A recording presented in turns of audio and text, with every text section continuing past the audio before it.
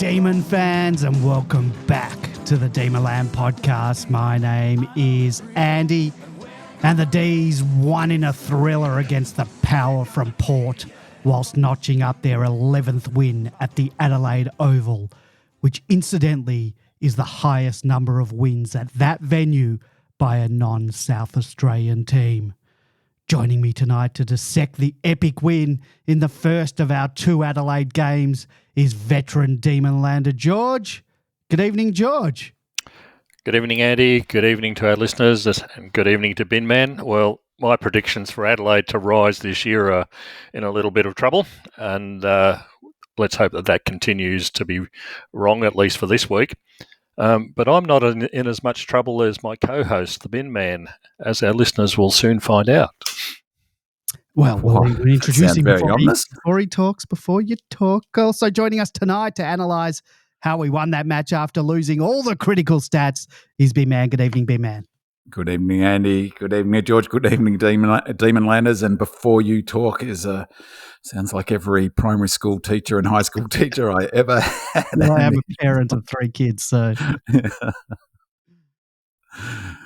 Good evening. All right. No, I've never heard you not talk, so that's why I had to cut you off. And then when I give you the floor, you just go silent. All right. While I was adjusting other things. Well, let's just get straight into things. Each week I ask our loyal listeners to help us out by leaving us a 5-star review and a comment on Apple Podcasts. We absolutely love the feedback. We do read it out each week on the show. To give the reviewers a shout out, giving us a 5-star helps boost the podcast. It brings more listeners to the show, and that drives more people to Demonland, and therefore we get more contributions from more voices to the show from our audience. So the best way you can help us out is by amplifying us in the form of these reviews, and you could just help by spreading the word about Demonland to your Demon family and friends. And longtime Demonlander Kieran BJ writes, a 20-year Demonland reader here. The pod is part of the weekly flow for all D's Nuffies. I've spread the word about the podcast and want to shout out to the Y River crew who now tune in each week. Good to have you listening, Sumpy, the Hodge, Lucy, Katrina, and Jojo. Khan the D's, Kieran. Well, thank you, Kieran. Kieran has been with Demonland almost since the beginning. I think even since the beginning, 24 years. Kieran has hit the trifecta for us because that's 5 stars. He's written the review. He's spread the word of mouth. He's spread the gospel about the Demonland podcast. So thank you, Kieran. And keep the feedback coming. The reviews from Aussies have slowed in the past few weeks, except for that one from Kieran that we got in today. And we really appreciate a 5-star rating on Apple Podcasts. And don't forget to click that write a review link. That's very important. Write the review as well as giving us the 5 stars, and we'll give you a shout out on the show. We also received some feedback on the socials this week. On Twitter, Emily G writes, beyond disappointed that Binman's shout out to international listeners did not prompt you to think of your sister, who currently lives abroad and is probably the only family member who listens to the podcast. That is from my sister, Emily. I think George saw the rundown and thought I had a sister living overseas. I do have 3 sisters, but none live overseas. Well, that is my sister, who is an avid listener of the podcast each week. And my heartfelt apologies to Emily for not giving her a shout out last week. So, Em, here's your shout out. Thanks for listening. And that's why I love doing this podcast with my sister as a listener. I can talk and she can't talk back, and I can finally get a word in. So okay, well, Bin Man is not in trouble then, but you are. I'm always in trouble, whether it's from someone in my family or my wife or my kids. So it could be worse. It could be the sister-in-law. Oh, that's right. Too. On Facebook, Luann C writes, Dear Demonland, first of all, that game warrants a new record-breaking pod. Go for the 3 hours, gentlemen. Also, just an observation, the bigger and drier the ground, the better our team plays. P.S. I'm just confirming I'm an ex-Frankston girl and Port supporters out-feral the best of us. So I told saying something for Frangers down there. But it's a very good point about if every single game. In fact, I wrote that on Demonland this week. If every single time the Melbourne Football Club played in those conditions, we'd never get beaten. We should just put something to the AFL to say, well, can we only play in 26 degrees, no wind on a perfect surface? Do you want to play at Marvel? Well, if it was the size of the MCG, I'd be happy to. But seeing it's a ridiculous postage size ground as well, no. No. All right. So so it has to be perfect conditions, 28 degrees, no wind, no humidity, no dew, on a proper AFL size football ground. Okay. Well, we'll speak to Andrew Dillon and ask him about that. I said I did reply to Luann. I said I hope we can keep the lid on things and not do a premiership length podcast in round 3. Luann replied, "Go for the record." Let's hope we don't, but we'll see. We'll see. I guess it's all going to be up to you, big man. We'll see how long your stats files go this week, as there's lots of stats to unpack. So let's new disciplined.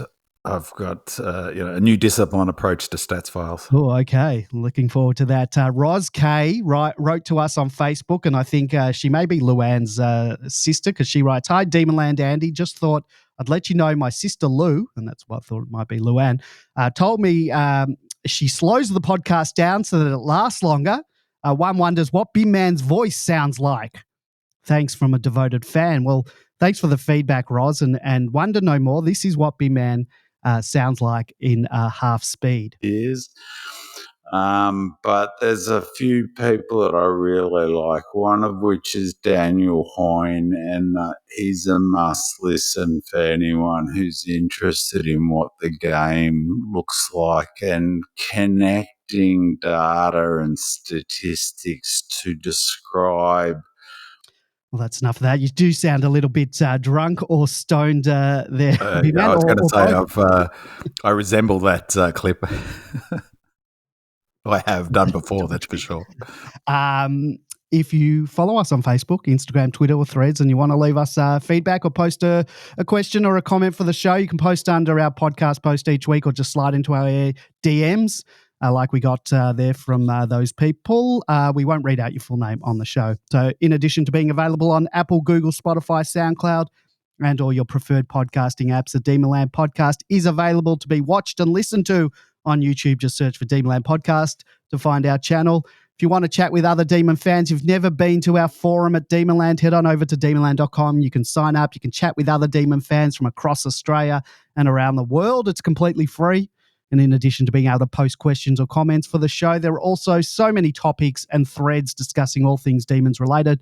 So join up and join in on the conversation. And if you'd like to join us on the air tonight to talk about any of the topics that we're going to talk about, please give us a call on 03 9016 3666. That's 03 9016 3666. I'll put you on mute and then bring you on when there is a break in the conversation. During the week, give us a call at that number, leave a message, we'll play it on the show. If you're listening live, come join us in the chat room. Head on over to demonland.com/podcast.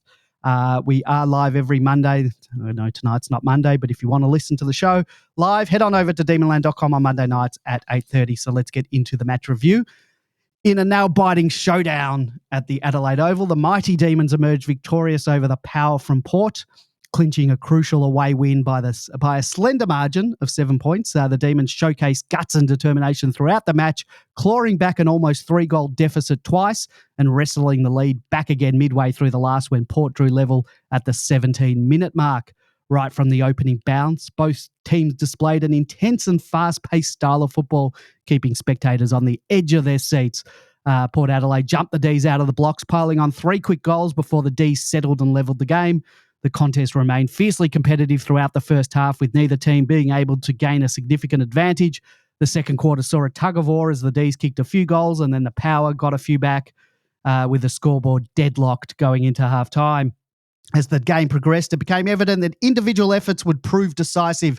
Melbourne skipper Max Gawn delivered a captain's performance, dominating the ruck contest with a massive 50 hit-outs and contributing a crucial goal after the three-quarter time siren to keep his team in the hunt. Melbourne's collective effort in the middle, led by the milestone man Jack Viney, Christian Petrarca and Clayton Oliver, ensured the Demons remained competitive in the crucial midfield battle. The final quarter saw both teams trading blows with the momentum swinging back and forth, and Melbourne surged ahead with early goals from Alex Neil-Bullen and Tom Sparrow, only for Port Adelaide to respond through Finlayson and Rosie. However, it was Melbourne's composure under pressure that ultimately proved decisive. Ben Brown delivered a stellar performance up forward, finishing with 3 goals, while Bailey Frisch showcased his class with a sensational set shot from the boundary to seal the game for the D's. Despite missing key defender Stephen May, Melbourne's defensive unit, led by Jake Lever and Tom McDonald, held firm against Port Adelaide's attacking onslaught of 66 inside 50 entries. Alex Neil-Bullen was superb with 30 pressure acts, 24 possessions, 12 contested, 7 score involvement, 5 inside 50s and 2 excellent goals. As the final siren sounded, Melbourne celebrated a hard-fought win with Port Adelaide, while Port Adelaide was left to rue missed opportunities in a thrilling encounter at Adelaide Oval. Any brief thoughts about that? Perhaps thoughts on the crowd? I love the crowd when they were leaving with about 5 minutes to go. It was just incredible. There was barely 2 kicks in the game and they're already heading out the door. Maybe they had to go and find some cars to steal or something like that. But yeah. And now, George, with your skiing comments, let's not fall into stereotypes. This was a fantastic game to watch. Unfortunately, I didn't see it live. I was watching it on television, and it was a style of game which I haven't seen Melbourne play for years. In fact, I haven't seen any club play for years and years. It was almost like comparing a basketball game where one team's playing man on man and the other player is playing his own defence. This was man on man the whole game in a sense. But it was just contest after contest. And remarkably, the difference in the end proved to be probably half a dozen of our players who just said, we're going to win this. And that's exactly what they did. You saw the efforts from Fritsch, who just had to kick a goal when it was needed. You saw the efforts from Max when he had to kick the goal just on halftime. Tommy Mack, was 100% disposal efficiency down back. It's just incredible. Every player really put A and B's best game ever for the club. Just no doubt about that. But it was unusual that you sort of come to the end of a game and you go, oh, Petrarca had a fabulous game, or Oliver had a great game, or Max had a great game.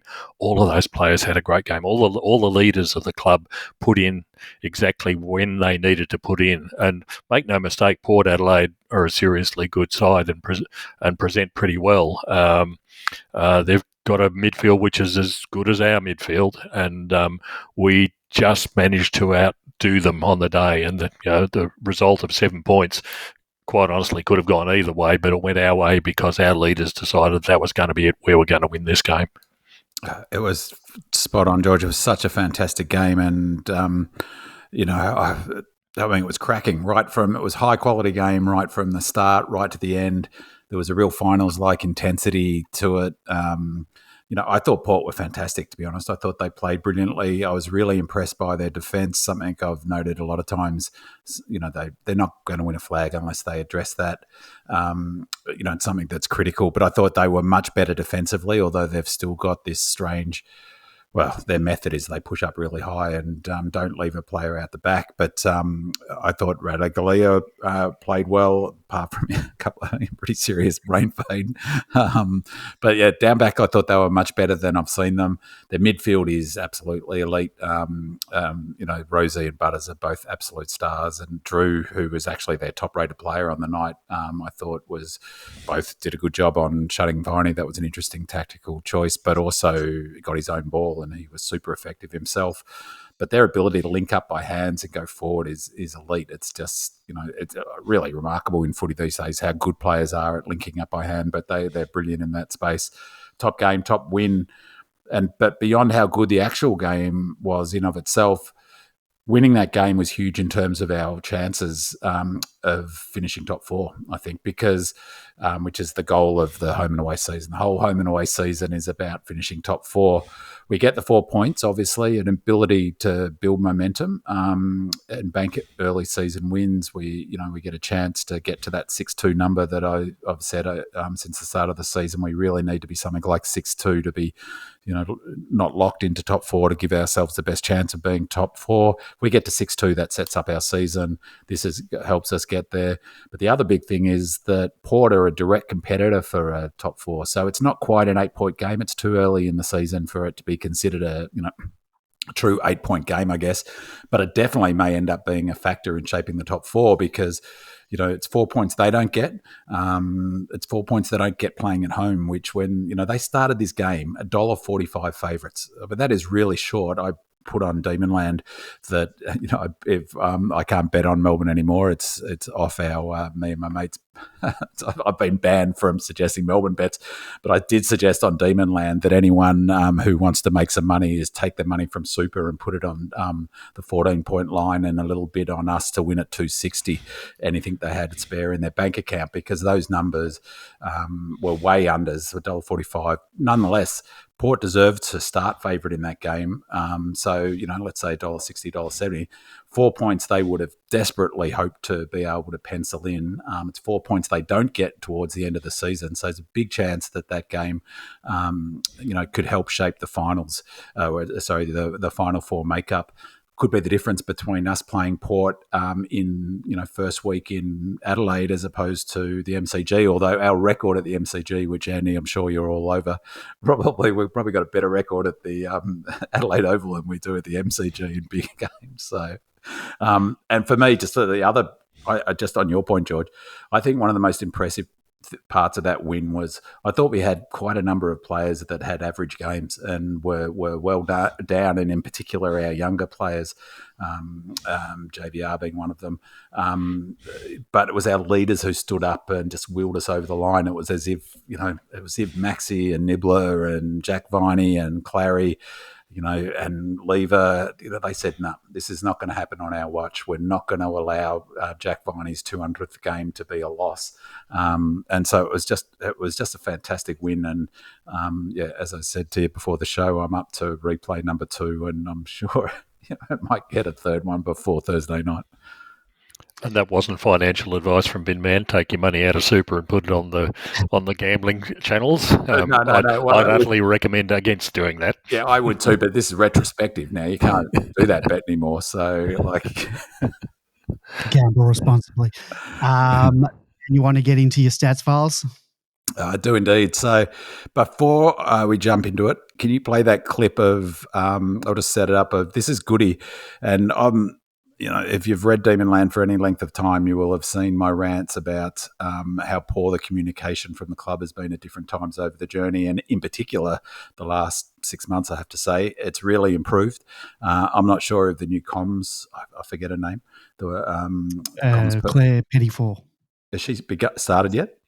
I'm not too sure. But I know, obviously I follow their social media the last couple of weeks, in particular since the start of the season. It has greatly improved in terms of the quality of content, of football content, in terms of, it's not, they still do a couple of the TikTok-y type of things, but the actual footy, nuts and bolts footy stuff has definitely improved recently, and that this clip you're about to play is definitely something that people want to see. Absolutely. There's so much, even I'm of course footy nuffies like us three, we're going to watch everything football related, and the TikTok-y stuff has got its place too. No problem with that. But this sort of content is what we've been missing, and I'll bet you it gets huge traction. Massive kudos for the club. So this is, to set this up, this is Goody. Probably most D's fans might have seen it's on the website, but this is directly after the game to his, I don't know what they call it, their post-match debrief or whatever, with the players. So the camera's in the room with the players, talking to the players about the game, and I just love it. And it's just, I wanted to put it somewhere, and I put it here ahead of the stats files, because just to pick up why is that he talks about, one of our core fundamentals of our game, which is contest. It's only 50 seconds, I think, maybe less. Okay, boys. Hey, we're on a mission. Hey, boys, I reckon that makes people proud to belong. Okay? It wasn't our greatest night of footy, but when the game was there to be won, hell. Like, that's plus 12 in the contest. Ruthless, brutalness footy at the end. All right? And that's what you did. You won the key moments of the game. Okay? And that's what builds a footy club. Okay? And it took everyone. It took every moment, every minute. There was a lot going on in that game around stoppage, numbers in, numbers out. Okay? But your ability to stay present, stay positive, got the job done. Okay? And boys, if that doesn't make anyone proud to belong, I don't know what is. Have a look at the families' faces out there. Unbelievable. I just love it. That's fantastic access that the club's given. Obviously, it's an internal one, but good on them. And there were some interesting things from a statistical and sort of tactical perspective. The number he mentioned, which I'll touch on in a sec, but also the complexity that he talked about our stoppages, which is, I'll get to that when we talk. I'll make a comment about that when there's a question about Nibbler that I'll weave that into. But, just how much work has to go into these setups. He was talking about the complexity of numbers in and numbers out at stoppages in that last quarter. And one of my huge frustrations about the way the game's covered, just watching live games, is they don't show any of this. It'd be so easy to show with graphics about how many players are at the stoppages, who's at the stoppages. You couldn't even tell that, for instance, Gawny had been taken out of the centre square rotation until it just went to him on the half-forward flank at the beginning of the third quarter. So, fantastic access by the club. So appreciate last week's, both your patient last week with my trying to sort of land on the how we play and our new method of playing that I've been talking about, much to the frustration of my wife and kids, that I need to explain things aloud to understand them myself. So again, thanks for all the patience there, Andy George, and also Demonland listeners. But so I'll put it through the Binman computer, and I've come up with the 2024 red and blueprint for the way we play.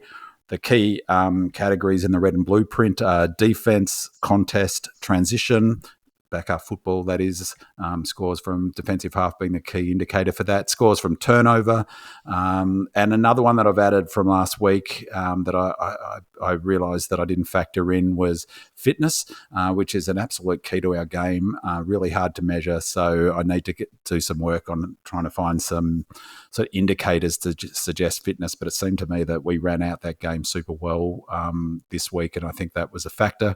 I noted that clearances is one of the categories that's on watch, came up again this week, so clearances are in there as well. Perfect game to debut the red and blueprint this week because we played that method and we won with that method. We played our new back half game and beat Port at their own game. They were number one from transition from the back half last year. That is their go-to. But ironically, they tried, or we forced them to. So that's where I'm not sure where I land on that, and we'll sort of discuss that through the night. But Port, ironically, tried to beat us with our 21-23 straight line forward half territory game. That was how we played the last two seasons, as Daniel Hoyne talked about last week. Whether that's the model that they sort of tried to implement or tactically we forced them to implement is an open question and a really interesting one, I thought. So looking at those categories, just some key numbers from them. On defence, opposition scores, the obvious one, the key indicator for how well your defence is going. Big tick in that space. They could only manage 89 points from their 66 inside 50s. You could talk a lot about how accurate we were, but really, as we've talked about a few times over the last few years, critical to this game was how well our defence stood up when when Port had the momentum. That's a real hallmark of Goody's coaching through his career so far, is controlling the opposition's damage that they can do when they get momentum and maximising the damage we do when we get momentum, and key to that is our defence. I thought the defence was brilliant in this game, again, particularly for missing May, and Hoare got injured, and and it was a really fantastic effort.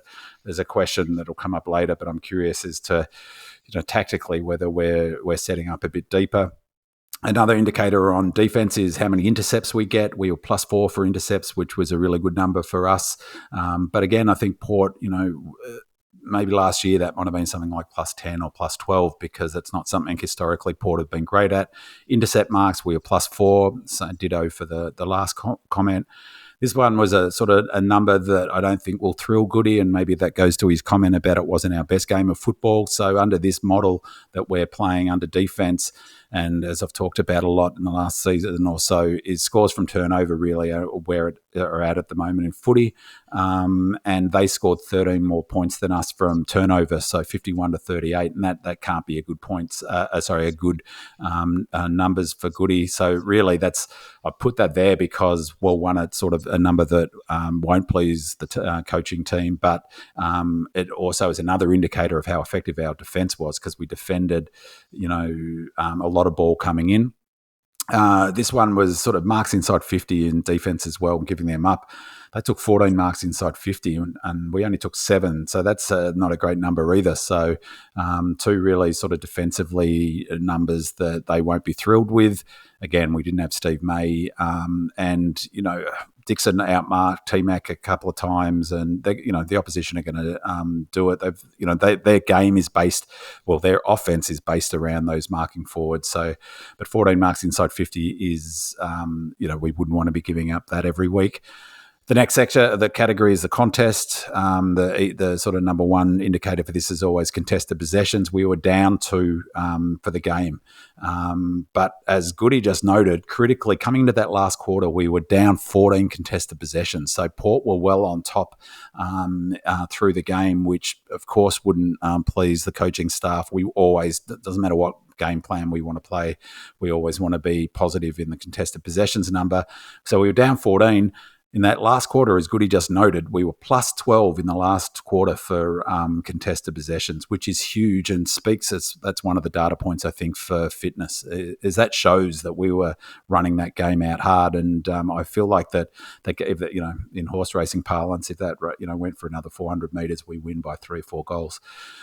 Pressure was super consistent right through the match. So it ended up being 182 to 189, 180 being AFL average. That last quarter, though, what a cracking last quarter. It ended up being 193 for us to them 203. Their second half was phenomenal. They were 187 to our 186. They were 198 in the first quarter. Their pressure was incredible, and it sort of added to that sense of it being a finals-like game. Awesome pressure right through it. Just on that, at the 8-minute mark of the last quarter, both teams had lifted their pressure ratings in the final in that quarter above 200. Melbourne, at that point, at the 8-minute mark, we were leading 231 pressure point, 200 being elite to 221. Having not broken the 200 mark at any point prior to that or any of the first 3 quarters. That's massive. That's massive in the last quarter of a game of footy. And that's what it felt like watching live. Our top 5 pressure players, sort of speaking really to George's point about our leaders standing up, were no surprise, Jack Viney again on the 39 individual pressure acts, 9 more than Nibbler, who came in second, and then Track, Oliver and Maxi. That's our leaders stepping up there and saying, we're going to win this.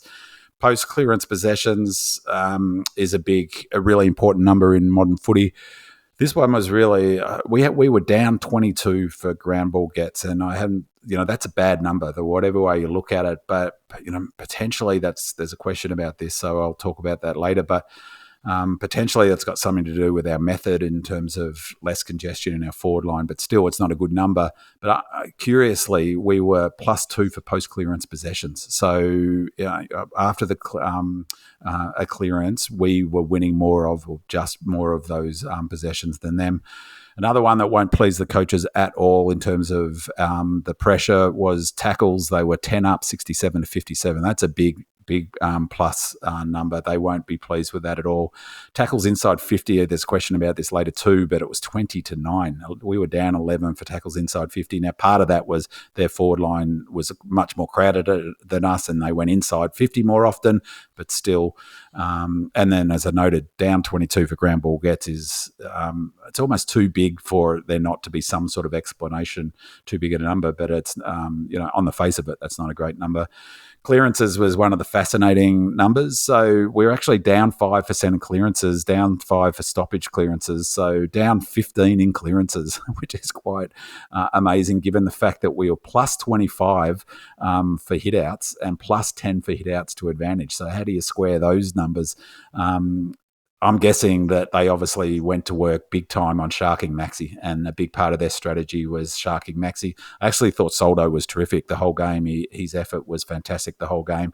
And they've also, as George said, they've got a brilliant midfield. I mean, Rosie, not just Rosie and or Drew, as I mentioned, and Battles, they are really the stars, no question about it. Such good hands, so strong at the ball, so good at evading. But it also should be remembered with those numbers that we play one down at the stoppages, around the ground stoppages. So that's a really important point. That means that we're coming up against a brilliant midfield. That helps explain why we're 15 down on clearances. But, and this is the key thing, but despite being down 15 for just the number of clearances, our scores, they actually outscored us 13 points to 9 from centre bounces. So we each scored a goal, and I think they were 1-4. But despite being down 15 for clearances, the scores from stoppages, from around the ground stoppages, were we were plus 24, 7-1 43 to 2-7 19, plus 24, and that's almost the game right there in terms of where we win that game. So it goes to my point before. That's both a good thing and a bad thing, because I just don't think, I'm still got a question mark on how useful stoppages are as an indicator for under the red and blueprint, because I don't think you can expect to be getting those sort of numbers, plus 24 from stoppages. But it really is important to note, the devil's in the detail. They scored 2-7 19. So they actually had 9 scoring opportunities from stoppages, one more than us, but could only score 19 points from them, where we scored 7-1 from our stoppages. That's clean work. They'd be thrilled with that. So we only took 5 contested marks, which is on a perfect night for footy, which it's a really, there was only 14 in total, which is I found really curious, and maybe it's something to do with the pressure, but really that's not a great number for us to have only taken 5 contested marks. I mentioned that some of our players were down on the night, JVR being one, and he missed quite a number of marks where he seemed to have it and went out. But it's, given the quality of the game, only to take 5 contested marks is not a great number. So transition from back half, this is really the new model for at the heart of the new model for the Ds. Points from defensive half being the obvious indicator. For the season, we're averaging 26.8. For this match, we scored 32 points from the back half. Now, that's massive. That's huge. For context, last week against the Hawks, we scored 28 points from the back half and hammered the Hawks, as did the Hawks. So the Hawks also scored 28 points from their back half last week.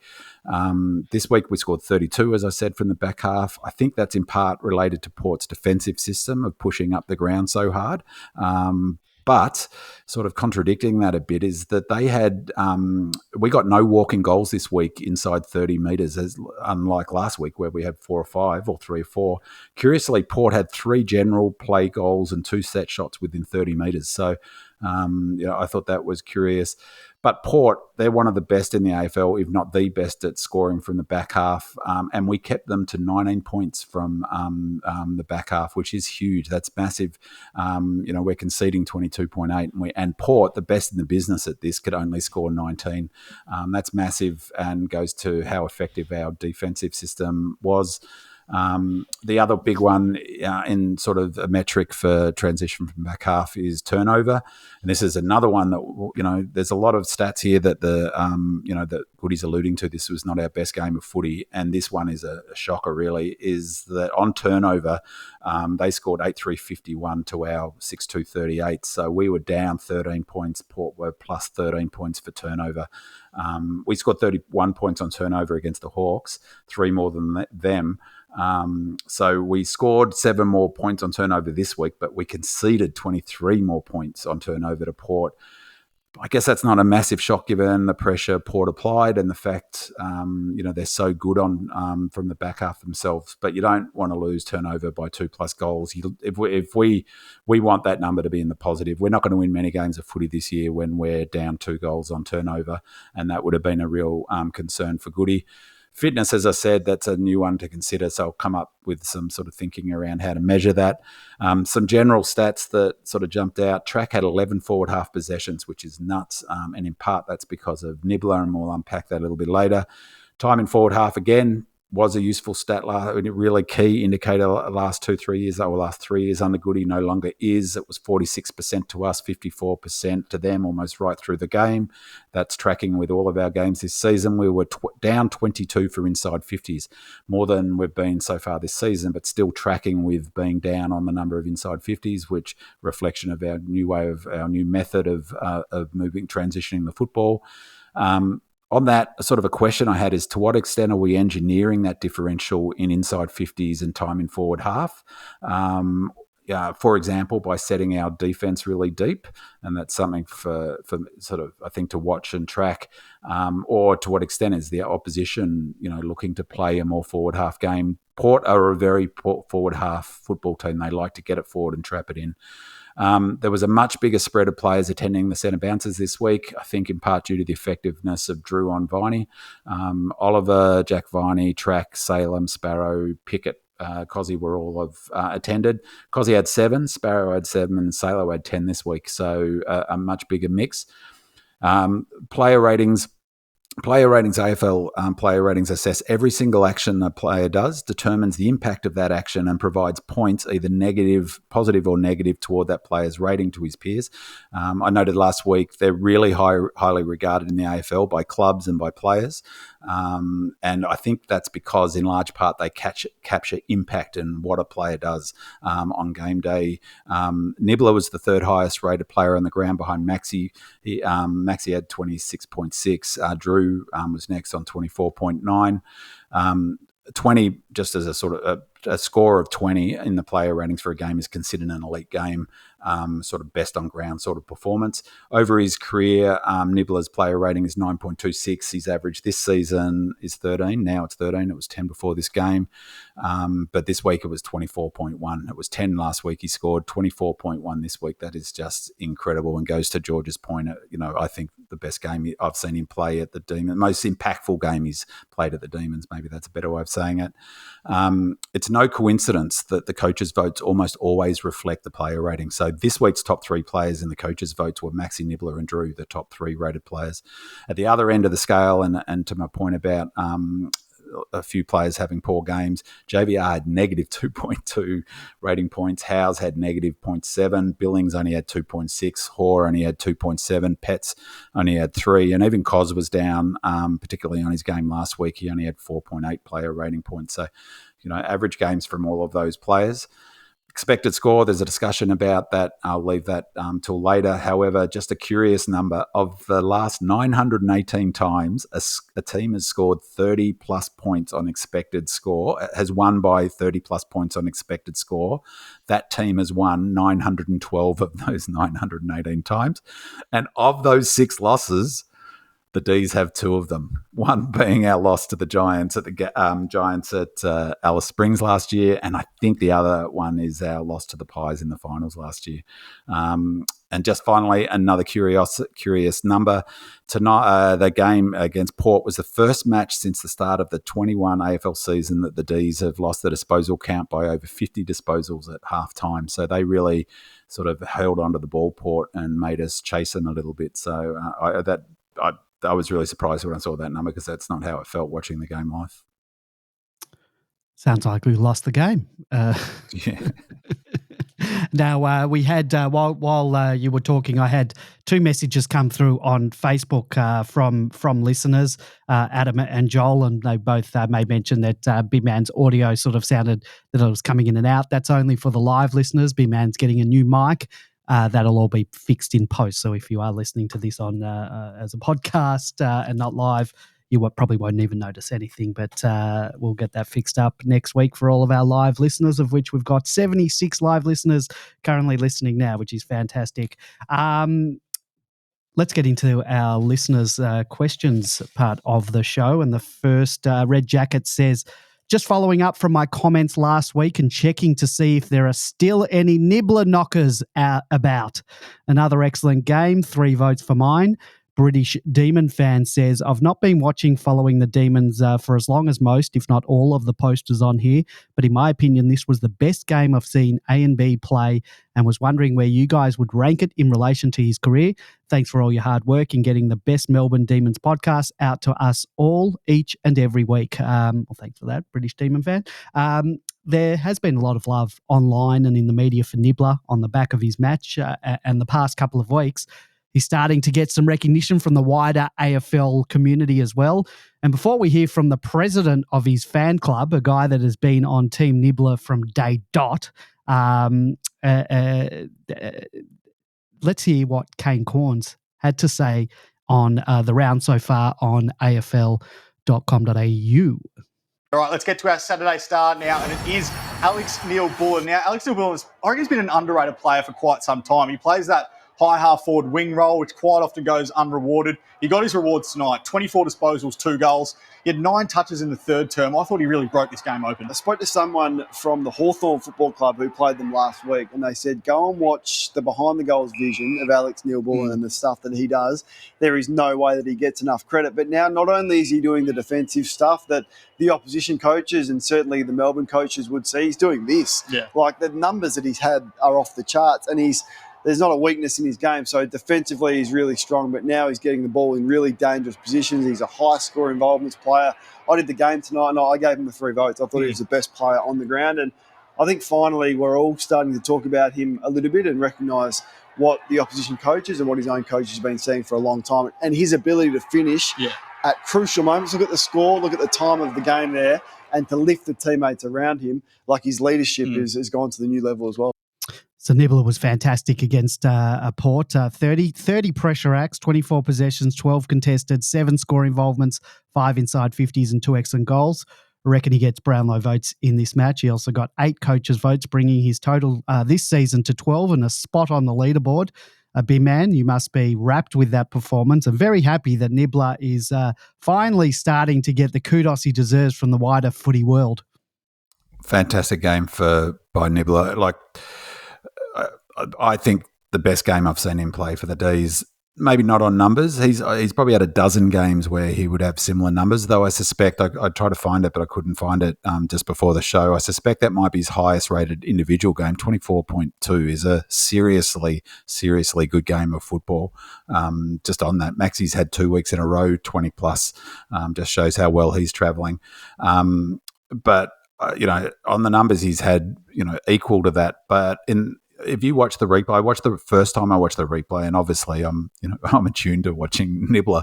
But it was he intervened at such critical times in the match. Is that put simply, we don't win that match without him. And so to be a sort of out and out match winner. He willed himself to contest defensively.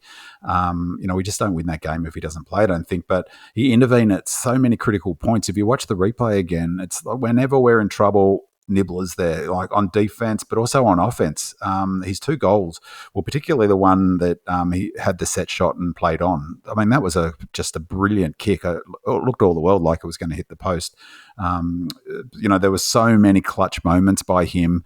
One of the things that I love watching him play, he's critical to our structure and game plan. That's what I've always argued, and that's often not acknowledged. It's sort of acknowledged in a sense that he's a role player and all role players are important, but his importance is beyond that. And it's Montagna has highlighted that on, I noted before the track had 11 forward half possessions. He cannot get those possessions without Nibbler. So if you watch First Crack this week, if you watched it. Yeah, I did. I watched it this week. So, yeah, fantastic vision about how Nibbler's work allows Track to do what he does, and they show behind the goal footage. And you can explain it more. Yeah. So essentially, is that what Montagna was pointing out is that sort of not a very widely understood role that Nibbler plays is how critical he is to allow us to set up a stoppages with one less players. That's a fundamental way that doesn't get enough attention by anyone, really. The fundamental of part of Goody's game plan is having one less player at a stoppage. I mean, it is so critical because it gives us an extra behind the ball, which helps us on defense and offense. Defensively, it helps us because that player often is the turnover, it creates a turnover. And when we get the turnover, we score. So that's, offense and defense. But it also means that that he can be a player. What Montagna was saying is that he showed vision that highlighted Nibbler's like an extra player at stoppages, albeit not right up to the contest. Yeah, it was about 5 meters away. Yeah, sits outside the contest. And what he does is that he highlights that work of him coming up to stoppages. So he's not playing as a mid, he's playing outside the contest. It provides defensive cover in the event we lose it. Remembering we're 1 down at the stoppages, him in that role gives us some defensive. If we lose it, he bolts back defensively. But critically, offensively, what it allows, and Montagna pointed this out last year as well, is it allows Track to go immediately forward from the stoppage. The stoppage is won either by us or them, and Track goes forward. And if we win the stoppage, Track is in ultra dangerous position. And he showed the goal I forget who ended up kicking it, but Track sort of works super hard across the ground. Track is in the most dangerous footballer in the AFL is forward of centre, 60 metres from our goal. And that's why he's number 5 in the AFL for score involvement. So the work Nibbler does, and has always done this, makes him integral part of enables Goody to take the risk of playing 1 down at stoppages, defending turnovers when we lose it, but freeing up our most dangerous player, and the most dangerous player in the AFL, arguably, to be a weapon. So Track does not get 11 forward half possessions without Nibbler in the team. And I think that's got to be remembered about his game. Jonesy noted in the commentary, the football world outside of clubland might underrate Nibbler, but none of the D's players, none of the coaches, no one else in football world ever does. They know how critical he is. But on the question of if this is his best game, for me, no question, because, I can't think of another game where he was so fundamental to the result of it. George, anything you want to add on Nibbler?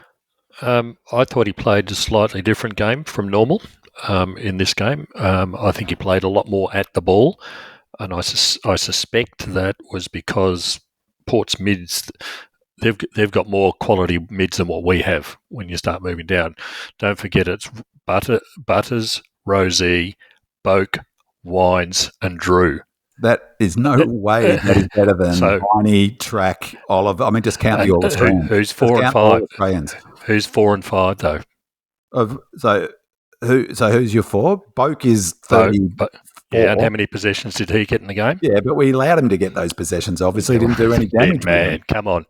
Wines, Brownlow medalist. Put no work into him. We'd rather him than... Same number. The numbers were pretty even across the board for their top 5. So I suspect what we did was bring Nibbler in to counter those and provide the contests. So it'll be interesting to see what they do with him next week. But I suspect he played a lot more inside than what he normally would in this particular game, because of what opposition we've got. So it'll be interesting to see if that's continued on next week. It was definitely I haven't got him, but his contested possession numbers were strong. He definitely was tough at the footy, no question about it. Yeah, absolutely. Yeah. But there's no way. I mean, they've got a good midfield, but there's no way their midfield is better than Track, Oliver, Viney. You don't even need to go to 4 and 5. If you want to, Wine's better than Sparrow. Look, I think Wines is completely overrated and plateaued 2 years ago. So I think Sparrow is better than Wines. Yep. He kicked 2 goals, didn't he? Who had more impact in this game? Sparrow had more impact in this game. And remember, they're missing Horn Francis. Horn Francis, yeah, that's true. That's a fair point. All right, okay, maybe it's close. But if you watched First Crack as well. And Sam Cowpepper as well, they're missing as well. They're missing. Right, they're at to number 7. Who's our number 7, good man? But But you can only have three mids at any point in time. Yeah, but the point I'm making is that they used Nibbler to go inside to cover them. Yeah, he not was to beat them, to cover them. Yeah, You don't let those players go free on the outside. Well, in fact, probably sort of reinforcing your point, George, was that Goody, who gets criticised for never doing anything, moved Viney out of the centre and started him in half-forward flank in the third quarter. And suddenly you're taking your best contested bull away from the centre square bouncers. Maybe Nibbler had to pick up some slack on that as well. That was to break the tag, I assume. Yeah, although Drew went with him, but to take Drew away from – I mean, it's probably as much as anything because Drew was being so effective himself to get Drew away from the ball, which is the point about that was made – we were talking about last week. If you tag someone, the risk is that the opposition coach can move that player around. And Drew, as I noted, was the second highest rated player in the game, so probably was helpful to get him away from the coalface. If you did watch First Crack, you would also see the damning footage that they showed of some of the Port mids and their lack of defensive running, which cost them a number of goals. All right, let's say that again. In First Crack, you watch First Crack. They showed some footage of Port's mids, their lack of defensive running, which cost them a couple of goals. That's their weakness. Just in the chat room, Demon Dynasty adds about Nibbler. Nibbler plays a position called the pocket. When up at stoppages, Nibbler plays a position called the pocket when up at stoppages, sitting just off the stoppage on the fat side. Yeah, he was sort of from a boundary throw-in. On the wing, he'd be sort of in the sort of near the centre square, near the edge of the square. Either, sort of, as you said, if they win the ball, he's already run back to defence and there's an extra number in defence. All right, let's move on. Pingu says, a fantastic win on Saturday. I'm still buzzing. I wish I could have been there to witness some of those ferals in the crowd leaving in silence. Kudos to the 200 gamer Jack Viney. The guy bleeds red and blue, and I nearly shed a tear when he burst through the 50, sidestepping a couple and banged through that goal. What a warrior. And what a way to bring up and celebrate your 200th. Jack arrived at the club in crisis from day one as an 18-year-old. He led from the front, raging like a bull that he is, eventually leading us to a flag. He's a true club champion and a player you want right beside you in the trenches. Jack's heart, it beats true. He bleeds red and blue. He is to 100 more. You can't not love the guy. The goal that he kicked in the 200th was just magnificent. He runs through the 50-metre arc, receives the handball from Nibbler, two Port players on his heel, a Port player coming at him head on. He sidesteps them, slots through a snap on his left. It was just incredible. He's kicked 4 goals from 4 games this year. His most ever in a season is 8, which he's done on 3 occasions, the most recent in both the last 2 seasons. If he keeps this up, he'll smash that. So we love goal-kicking midfielders. George, Jack Viney's 200, 21 possessions, 10 contested, 8 tackles, 6 clearances, 5 score involvements, 3 inside 50s, a goal, and most importantly, a game-high 39 pressure acts. How's that? You can't add much more to that, can you? It's again that goal that he kicked was another one of those. He has to do this, and he did it. And did it so magnificently. But throughout the whole game, it was just his leadership. And it's I've highlighted the Port mids, how many of them that they got. They're all tough and hard, and we need a Jack Viney in there to be able to counter that. It's remarkable. Let's hope that he stays in one piece for the whole season because we certainly need him. And it's remarkable how he does stay in one piece given the way he plays. Those sort of players generally don't have a long lifespan in the AFL. But he's up to game number 200 and he's playing as good as what I've ever seen him play. He's best footy for sure this season. And last year too. He was great last year, but I just think it's been so massive for him, as I pointed out last week, to be able to train in footy boots and not be off legs, basically. So it's 2 pre-seasons in a row. This one, the first really full, no complications whatsoever. I don't think he missed a training session. No. His kicking has improved, more than any.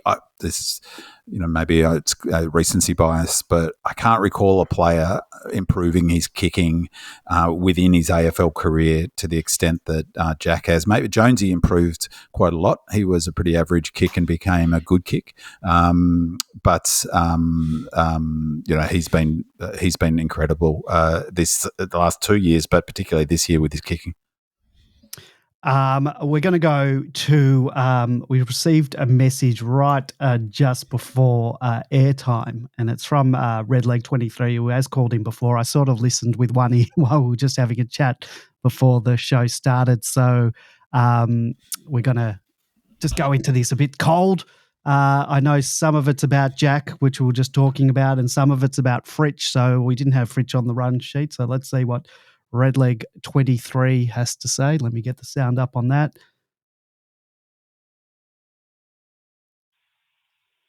Evening, gents. This is Redlegs23. How good's footy, eh? Just wanted to pretty much just come on and talk about a couple of things.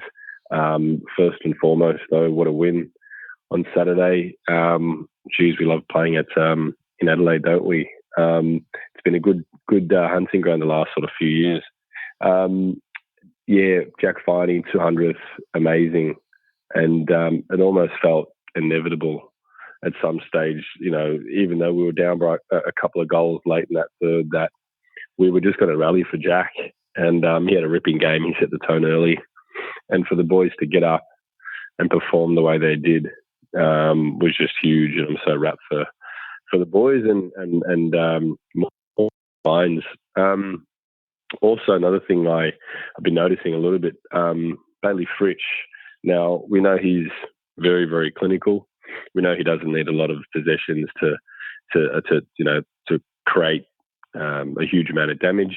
And that's sort of what happened on the weekend. Clinical finisher, which is awesome, but he's definitely still not doing some of the team things, which I feel that he can improve a little bit more. He definitely has improved his tackling more so this year. And even when I've bobbed down at training sessions, he looks as though he's definitely honed in on that. However, there was a passage of play, I think it might have been in the second quarter, where second or third quarter, half forward flank, there was a 2-on-1, Ed Langdon and Bailey Fritsch. And Fritsch would clearly have noticed that he had to be the shepherder. He had to shepherd for Langdon to run in that ball to give him some protection, but he sort of let Langdon do the hard work. He went over the 2-minute limit, but there is more. He rang back in, so let's hear the rest. Sorry, guys, I might have rambled on too long. Just quickly, in regards to our wingers, just wanted to give praise to Langdon, who's pretty much back to his 2020-21 form, which is great to see. And no one's going to be pushing him off that wing. So it's left, there was a bit of talk about Lockie Hunter and how far off is he and what does his role look like. I can't see him taking Caleb Windsor's spot unless his form does drop off or unless he does tire out, which is probably going to happen at some stage throughout the year. But if he's still fit and firing, he brings a lot more assets to the team on a flank compared to what Hunter would. So just wanting to see if you guys think that there's any other role Hunter could play. I don't think there is. Windsor's got obviously a lot more pace.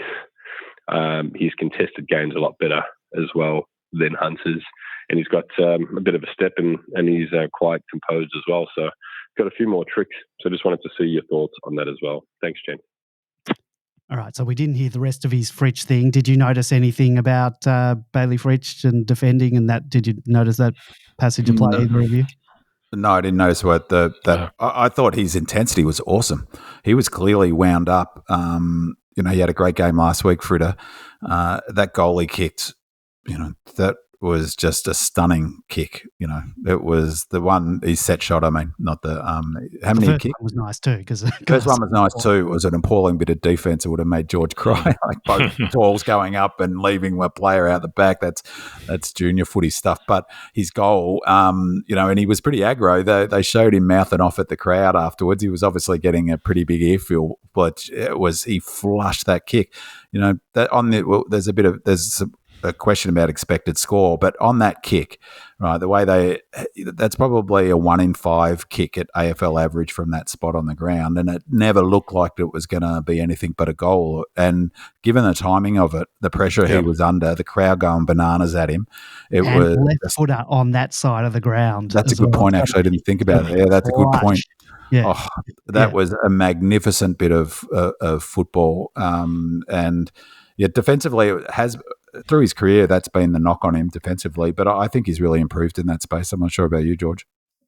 Haven't really noticed anything particularly, but that clutch goal was one of a number of clutch goals from various players. But at that point in the game, it was even more so.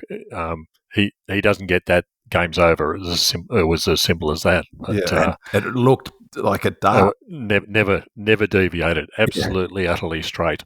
And I hope he enjoyed the comments he made to the crowd. Didn't need to be a lip reader to work out what they were.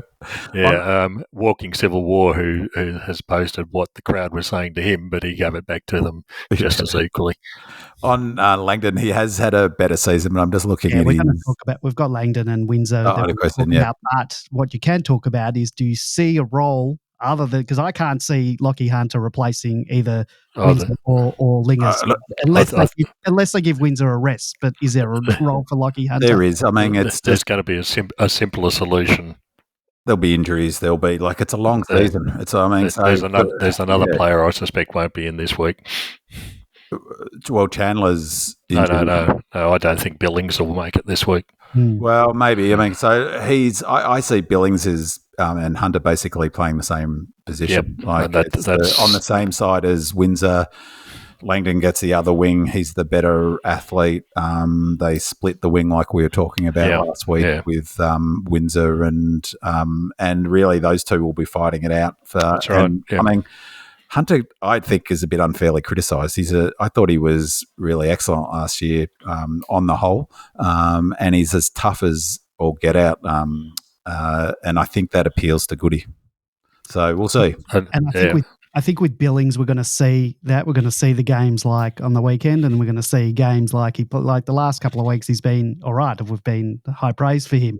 And I did wonder, I don't know if it's so hard to tell on the coverage. It's just so shit, the coverage of footy.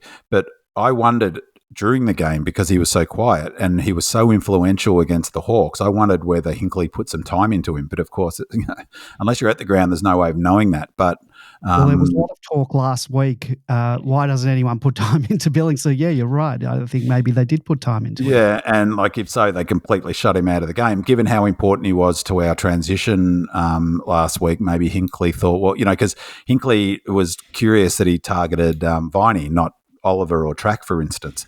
Didn't he say they always target Viney? They have, but in the same way, teams target Liberatore because, he gets the ball out, and maybe they disrupted Billings. There's just no way of telling because it's, the coverage is so pathetic. And even on the replay, you can't really tell, who's playing on who.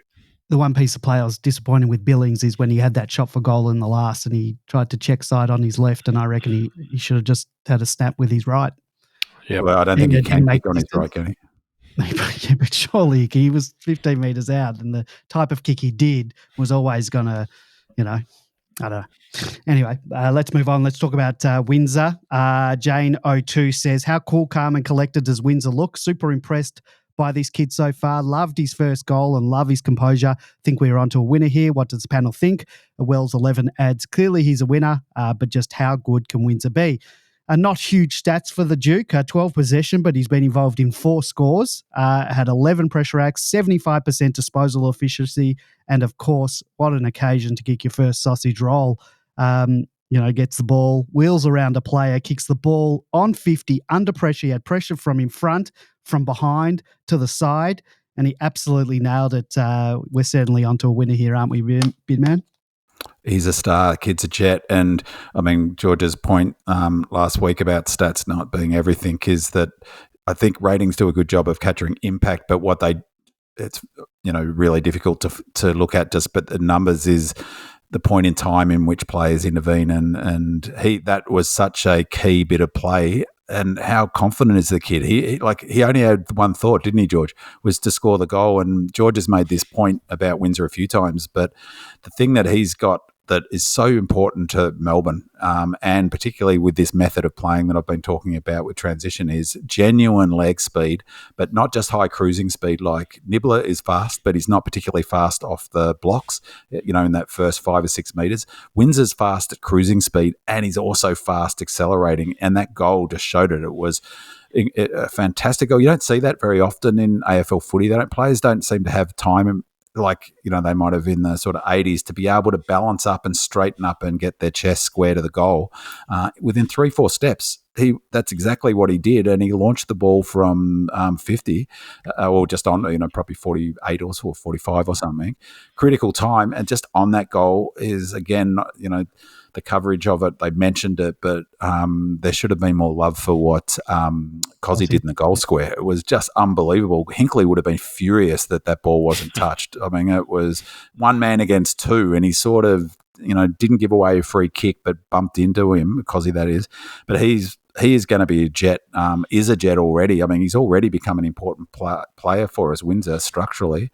They did something else in the game. I'm just trying to remember when it was, but I thought to myself, geez, that kid can play football. He's just got the thing that is, you can't, in any sport, you can't make there's no way of magicking this up, which is time. And he makes good decisions under pressure, which is the sort of corollary of that. I think he can be a gun. The thing, as I mentioned last week, that one of the things that most impresses me about is how hard at it is. Like, I had in my mind when Windsor was drafted that he's sort of going to be the classic outside, Isaac Smith type, sort of winger type. But he's hard as nails, that kid. And the other thing, I think we mentioned this last week, it's his third game. He's got the maturity. Normally, those sort of, in that circumstance, players playing their third game or fourth game would be thinking about passing the ball off. There was never any question. Didn't think about it, did he? No. And he actually cleaned up, because speaking of Fritter, he cleaned up. Fritter should have swallowed that chest mark. Like, that was really bad. He'd take that 9 times out of 10. So he cleaned up his mistake. But you're right. He's obviously got license, but it's one thing to have license. It's another thing to not look inboard or not, and if he had, he would have got tackled. If he had not done, if he had not decided I'm going to kick the goal, it wouldn't have been a goal. The other thing he's got is a really good sidestep, which will put him in good stead, but it absolutely upsets the defenders when someone goes past you that fast so quickly, and then at the same time takes a step around you. It really embarrasses them. So, yeah, for a kid who's playing his third or fourth game, it's just remarkable. And he's holding the wing position down. It's not like he's not contributing. With 2 or 3 possessions a game. And I wouldn't have expected high possessions in this game, because across the whole ground it was just contest. So it's not surprising. But when he had his opportunity, he certainly took it. And the other bit of play that I just loved, it was just a thing of beauty, and it goes a bit the same as Viney's goal, is what this method that I've been talking about with playing from the back half means is that there's a lot more space inside 50. And so, there's a lot more opportunity for a Viney to run and turn onto his left, or a Sparrow to do the same. But was the bit of play that was a really good example. If you go to all of the goals, on the MFC site, they have the replay of all of the goals. The goal that he set up for Langdon had done a mountain of work with transition from the back half. That was the classic back half transition goal. We'd moved it from the back half. We'd created space. We'd crossed change lanes on the 45 in the middle.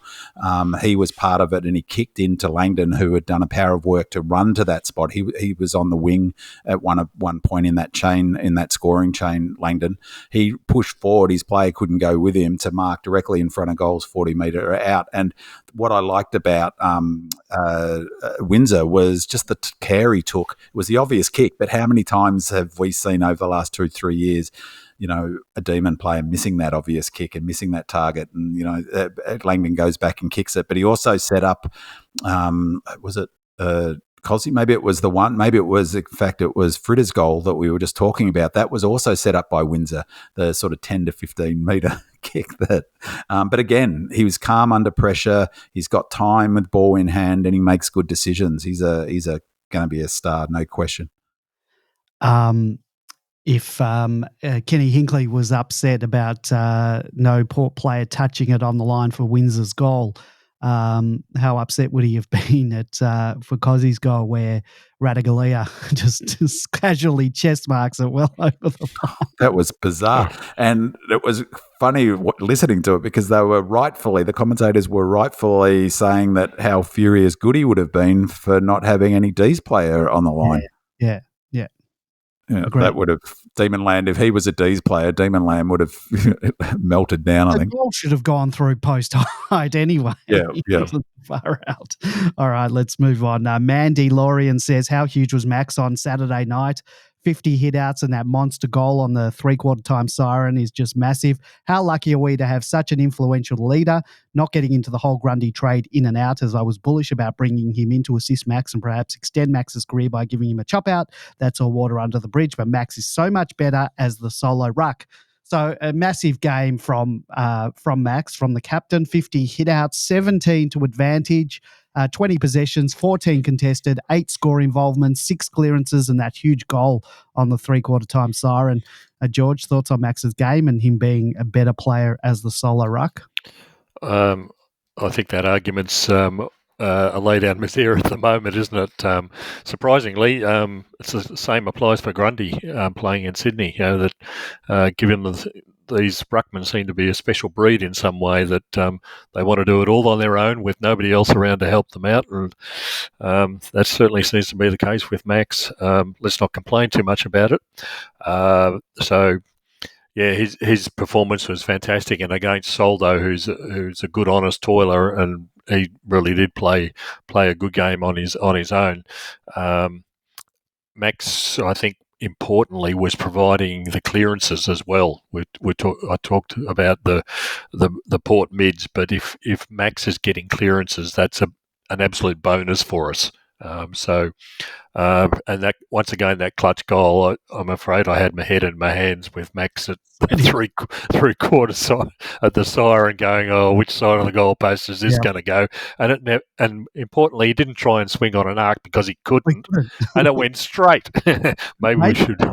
Maybe that's what he should do, because the other one a bit earlier he went on the arc. Maybe he's just got to go. That went through. He didn't need to go on the arc to get more distance.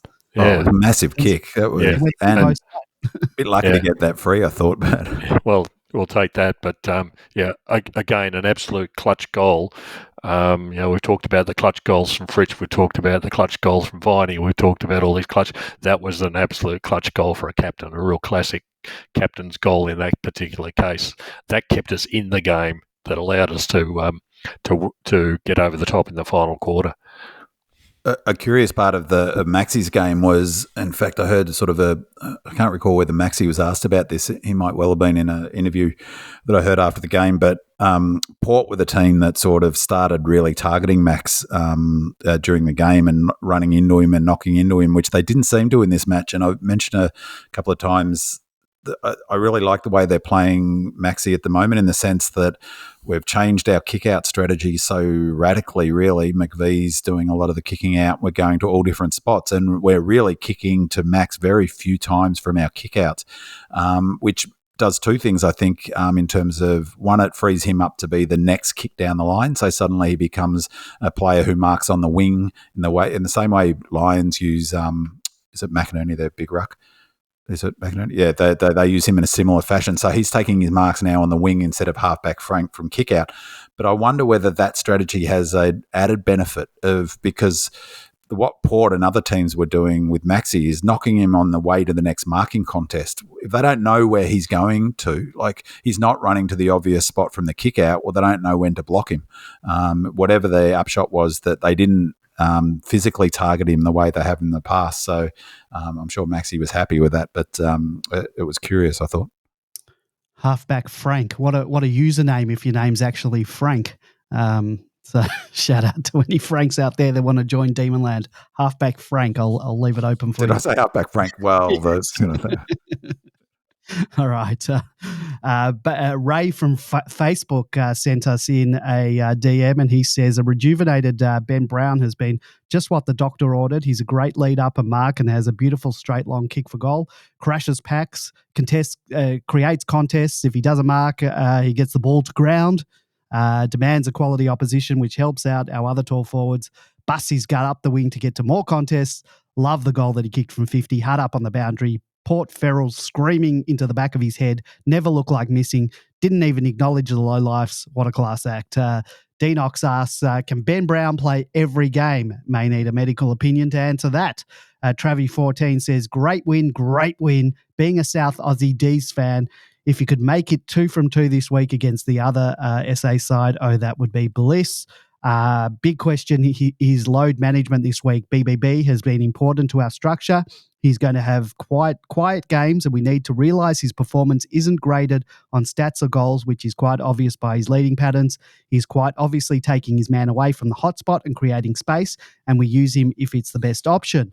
He's going to need a rest at some stage. If May is back, then Petty will go forward, and we might be able to manage Brown's minutes that way. But I think he needs whole game rests, not in-game rests, which is the best way to manage him. Monocular says, wow, what can one say? Gutsy team win, nobody stopped. Who seriously would have thought both our geriatrics, BBB and T-Mac, would be in almost career best form after their awful 2023? BBB just doesn't get shorter as the game goes on, and when he has the ball in range, I feel confident. I guess they will both have to be managed. An amazing never say die team effort. Total raw stats presumably don't mean everything. Short break, and how absolutely unnecessary is that? Surely will mean some changes. Do you know how many extras they took over? So firstly, I agree with everything that Ray, who DM'd us on Facebook, said about Ben Brown. We'll get into actual changes a bit later on, but the managing or nursing of Ben Brown and his knees is a question that just won't seem to go away. The injury to may have put a spanner in those plans. We are playing on Thursday night off a 5-day break and an intense game. Big man, can you see us managing Brown this week, or do we simply have to play him now and manage him in games? I'm officially giving up on all selection. I don't think I've got any right so far this year. I mean, my starting point would be the doctors and the high performance team. They know what they're doing, and they so in terms of managing him, they'll know the best option for that. I tend to agree. He's not training. I tend to agree, actually, with the sort of notion that if you're going to rest him for whole games, not use matches, not use his time on ground, because you can't control that. But it's happened already. You had an injury in a sub, and he can't come off, for instance, or. So I'm with Monocular and others. I'm amazed how significant both him and T-Mac have been so far to how important they've been to our season thus far.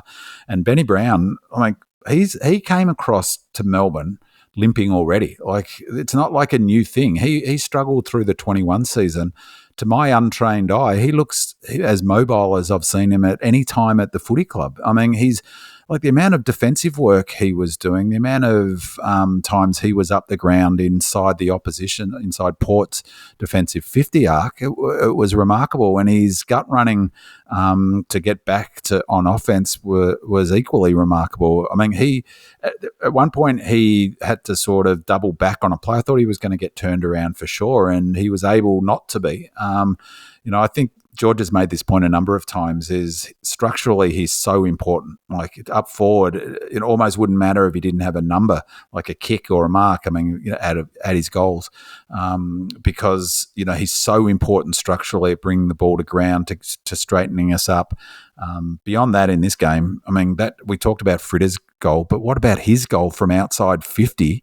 That's for AFL average from that spot would be 1 in 10. Like, that's a 10% chance of that goal being kicked, and he flushed that. Like, that was outside 50, and it went through sort of mid-goal height. That was just an absolute beautiful kick. But equally important was his other goals. He kicked 3 on the night, didn't he? Yeah. One was just like, feel so confident he's going to kick the goal when he lines up anywhere inside 30. If he's not got an angle, I think he's going to get it because technically he's such a good kick. I think he's playing better footy now in this burst than he did in 21. I don't know about you, George. Yeah, I'm certainly have been amazed by his agility. For a guy who spent most of the preseason doing very, very little and probably still. Only 5 weeks ago, I reckon that surgery was, maybe 6. But as you said, he's moving freely up the ground and around. He's making contests, whereas even last year he simply couldn't run to get to those contests. And now that he's getting to them, even if he doesn't mark the ball, he brings it to ground, and we see the advantages of that. I think it was Fritter's first goal, where Brown actually tapped it out the back. People see, I think it was Fritter. Always watch Fritter kick the goal, but the reality was it wouldn't have happened without Ben Brown being there, and it was quite a deliberate effort. He does that quite often, where he sort of turns the hand and that goal we kicked was insane. If I could do memes, I'd do a meme of there was a fella in the crowd giving it to him. He completely flushed it. They showed footage of him again, and he was sort of a bit nonplussed as to what he could do next. I thought it was brilliant. But long may he continue. Off a 5-day break, I think we've all got concerns, but at the moment he's certainly moving freely, and it's not like he's hobbling around the ground like he was last year. Previously I would have said, no, we'll give him a break this week, give him plenty of time away from it, but he is at the moment. It could end up being the whole opening round thing, I reckon. I'm not convinced it's any good for footy because there's enough variables in footy without half the bloody competition starting a week before and creating all of these stupid early season buys. But having said all of that, I think our early season buy is going to come at a perfect time for a player like Ben Brown because maybe you play him this week because May's out and you don't against Brisbane, and then give him a solid 3 week break. George, you're absolutely spot on. Ben Brown in that first Bailey Fritsch goal, he was in the front of the contest. So a whole pack of players fly. So he turned towards the goal and tapped the ball over the contest like a tip-off in a basketball match towards Bailey Fritsch, who was behind the pack. George has just gone offline now, so I don't know if his internet crapped out. George was absolutely spot on. Ben Brown tapped it over the contest to Bailey Fritsch in that contest. Fantastic.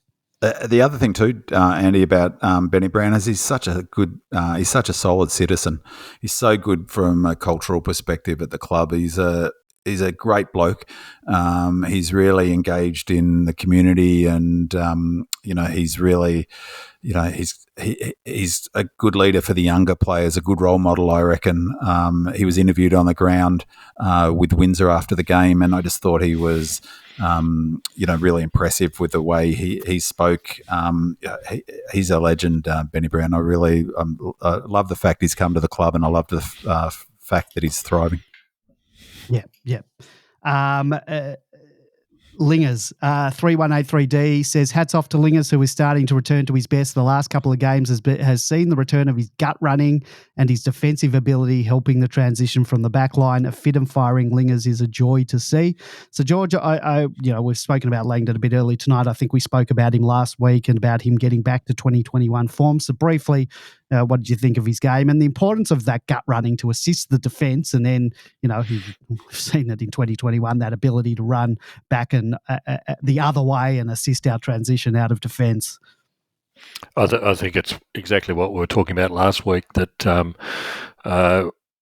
when he overcame that, or he's overcome that rib injury that he suffered in that game against North Melbourne, and was never quite right after that. I mean, for a guy who depends on aerobic fitness and running power to have damaged lungs effectively, or be in pain when you're trying to run, I think that's been telling. He's now back at full fitness, and we're seeing the benefits of that.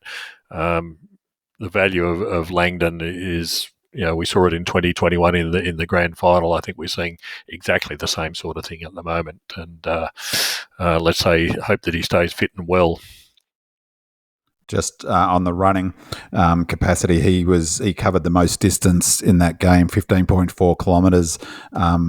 Houston was next. Interestingly, Houston is a really important player to them. I thought he was terrific as well. He was 14.6, and then Nibbler. And interestingly, I wouldn't have guessed this if I didn't have access to the numbers. Is Windsor was fourth. Covered the fourth most distance, which goes to George's point, and then Butters. High speed, Langdon was our fastest player. So he covered 3.4 kilometres at high speed, and I think it's like there's walking speed and then cruising speed. And next was Windsor, and third was Nibbler, and Chandler was fifth. Just goes to sort of show the work. He's number one basically every week for total distance covered, Langers. Week in, week out, in any match we play, including the opposition, he runs the furthest. It's amazing, isn't it, that he ever been even on the All-Australian wing position? No. It's just and he's probably the best winger, pure wingman in the league. I can't think of anyone else who comes remotely close. Well, that's mainly because they put mid. Yeah, well, they put other mids on the wing, but geez, makes it hard for someone who's performing far beyond anybody else and can't get a jacket in this case.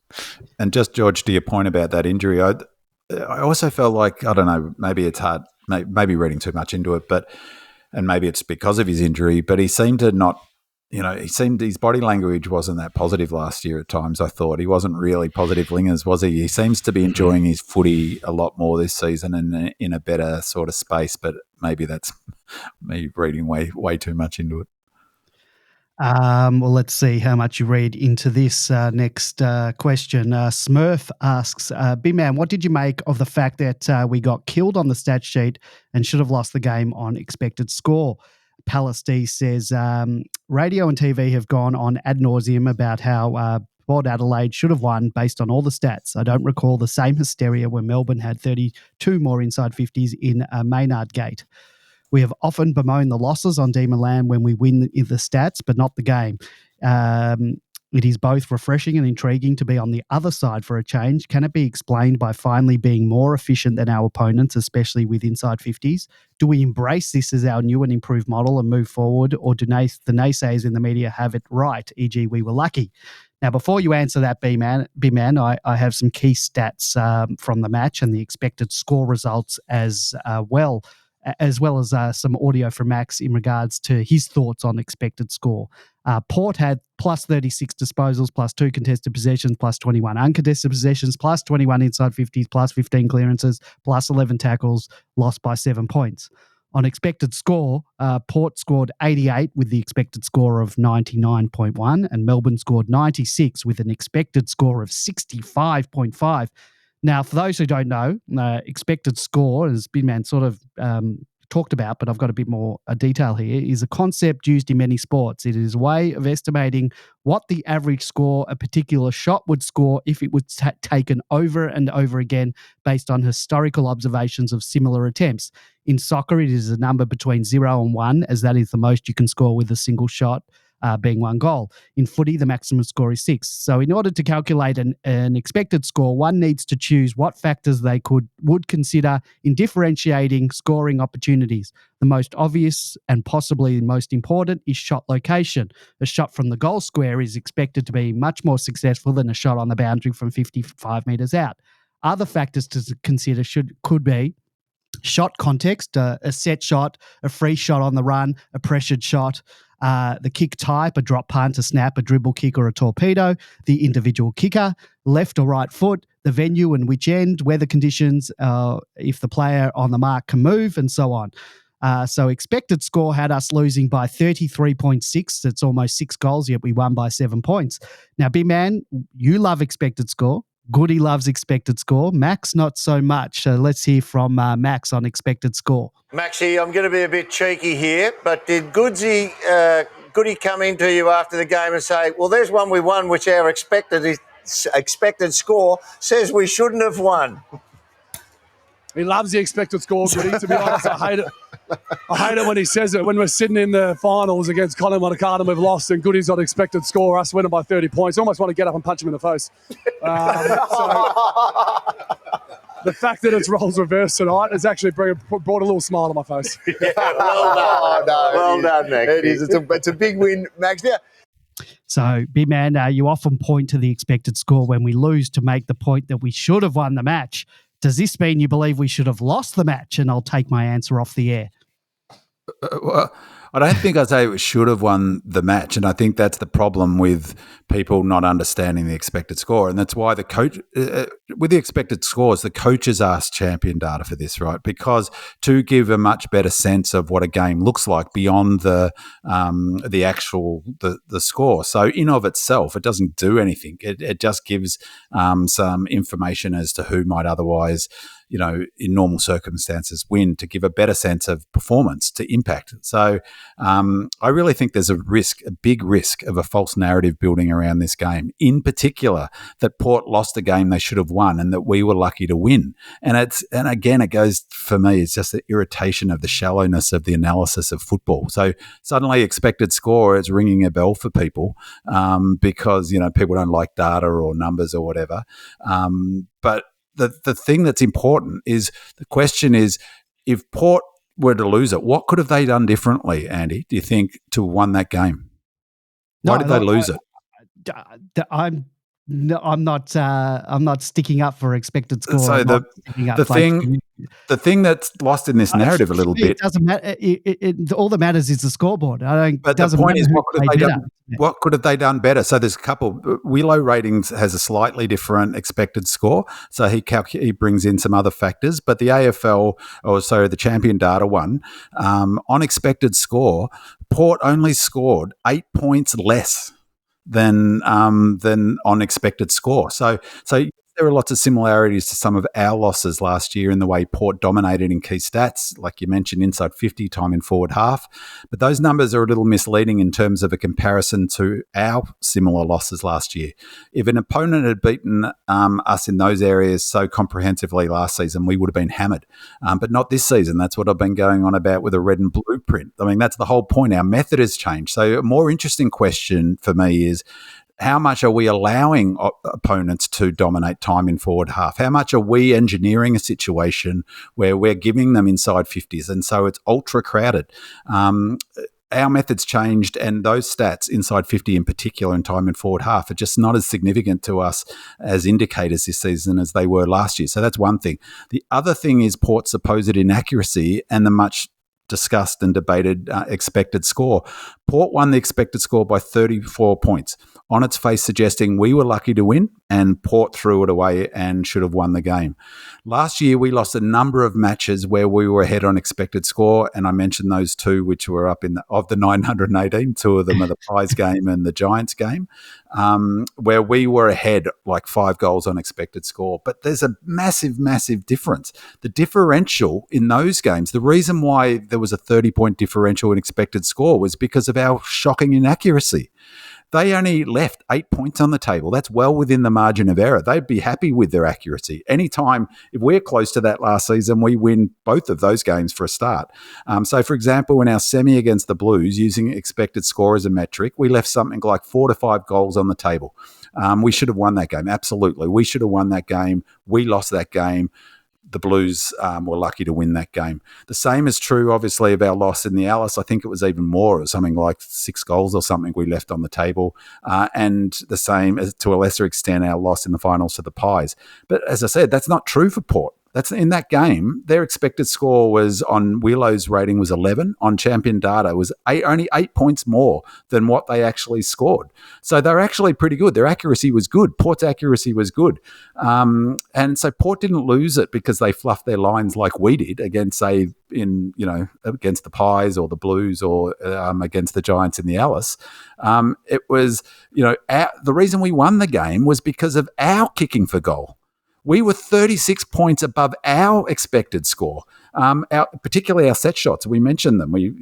Fritter's kick, even Nibbler's kick, although that was not a set shot in the end play on. Benny Brown's kick. Gawn's kick. Yeah, exactly. That was we won the game from our kicking. So the Maxi's kickers you mentioned, Georgie. I mentioned those kicks. Brown and Maxi's are probably of 100 times they're kicked on average. They're probably only 25 to 30% on expected score. So Frittis that shot is probably only a 10%, right? Drilling those goals, kicking those goals was the reason we won the game. So I would argue we won the game because our goal kicking was elite. Not because we were lucky or the Port were, shocking and inaccurate. They weren't. They just simply weren't. And I mean, I've talked about this ever since I've been on the podcast. Good kicking is good football. So how could we be lucky if we did it better on the night? I mean, I've been dying for a game like that where we've dominated on that. I'd also add, too, to the narrative about Port being lucky, we clearly ran out the game better. You could see it. We looked fitter, we looked stronger, and I reckon we looked the winner from halfway through the last quarter. And that's why I wanted to play Goody's comments. He made the point we smashed them in contested possessions in that last quarter, having been down 12 up to that point. We got out to a 13-point lead. I reckon we easily could have made it more. We dominated the last 10 minutes. They got a goal that I thought was against the run of play right at the end when it didn't matter, just before the siren. And that made it feel a bit closer than it actually was. But watching it, I thought we weren't going to, after we got that lead, I thought to myself, we're not going to lose this game. And it just felt like we were the team that was fitter and stronger. So I just completely reject this sort of idea that we were lucky to win it. I mean, how can we be lucky to win it when we kicked for goal? I mean, that's what you want your football team to do. So, the question for me is how effective our method was. It counted their method. Like I said in the stats file, is essentially they were playing a style of footy that we played in 21-22. Dominate forward half possession, dominate inside 50s, but it was so crowded inside their 50 that, and defensively were so strong. Our defense and our accurate kicking is what won us that game. That's not luck. That's years and years of training on the defensive side. And Goody was asked about the accuracy, and he talked about years and years of putting in a program led by Mark Williams to get good at kicking for goal. And just taking Maxi's kick, he's not twirling the ball anymore. He's not having that looked like a beautiful run up, beautiful kick. I just think I really dislike that narrative building just on those raw numbers. It's a perverse way of looking at the stats. And I just don't think it holds up. More importantly, Andy, I think there's a story for the journalists there when they're talking about culture at Melbourne. Captain threatens to punch coach in the face. So let's see if that appears in the Herald Sun tomorrow or in the coming days. I'm sure that someone's got something up their sleeve. Scroll says, shout out to our defence and in particular Lever and Tommy Mack, who held it all together without Stephen May and under a barrage of huge pressure from 20 more inside 50s than D's had. Bigfoot adds, saw the following post on Twitter from @Brad Klebanski. It reads, MFC backline last night included Judd McVie, pick 18 rookie draft, Marty Hoare, pick 56 national draft, Blake Howes, pick 39 national draft, Trent Rivers, pick 32 national draft, Harrison Petty, pick 37 national draft, Tom McDonald, pick 53 in the national draft. That's some great recruiting. Bigfoot continues. So big shout out to Jason Taylor. He really can find diamonds in the rough. Georgia, our defence did hold up well all night, particularly without May. Two rookies in Howes and McVie. T-Mac only returning to defence this season after years in the forward line and on the injury list. And Marty Hoare only returning to AFL this season after a couple of years in the VFL. Kudos to our defence, I guess, yeah. Yeah, you can't say much more than that. And kudos to Jason Taylor for those picks. He has this innate ability to pick the players who just slot into the spots that we particularly need. You just look at those mid-30s and beyond selections that are now holding up our backline, and most of them are, with exceptions of Lever and T-Mac, they're all young guys. Effectively, they're all early 20s. So there's a great future there.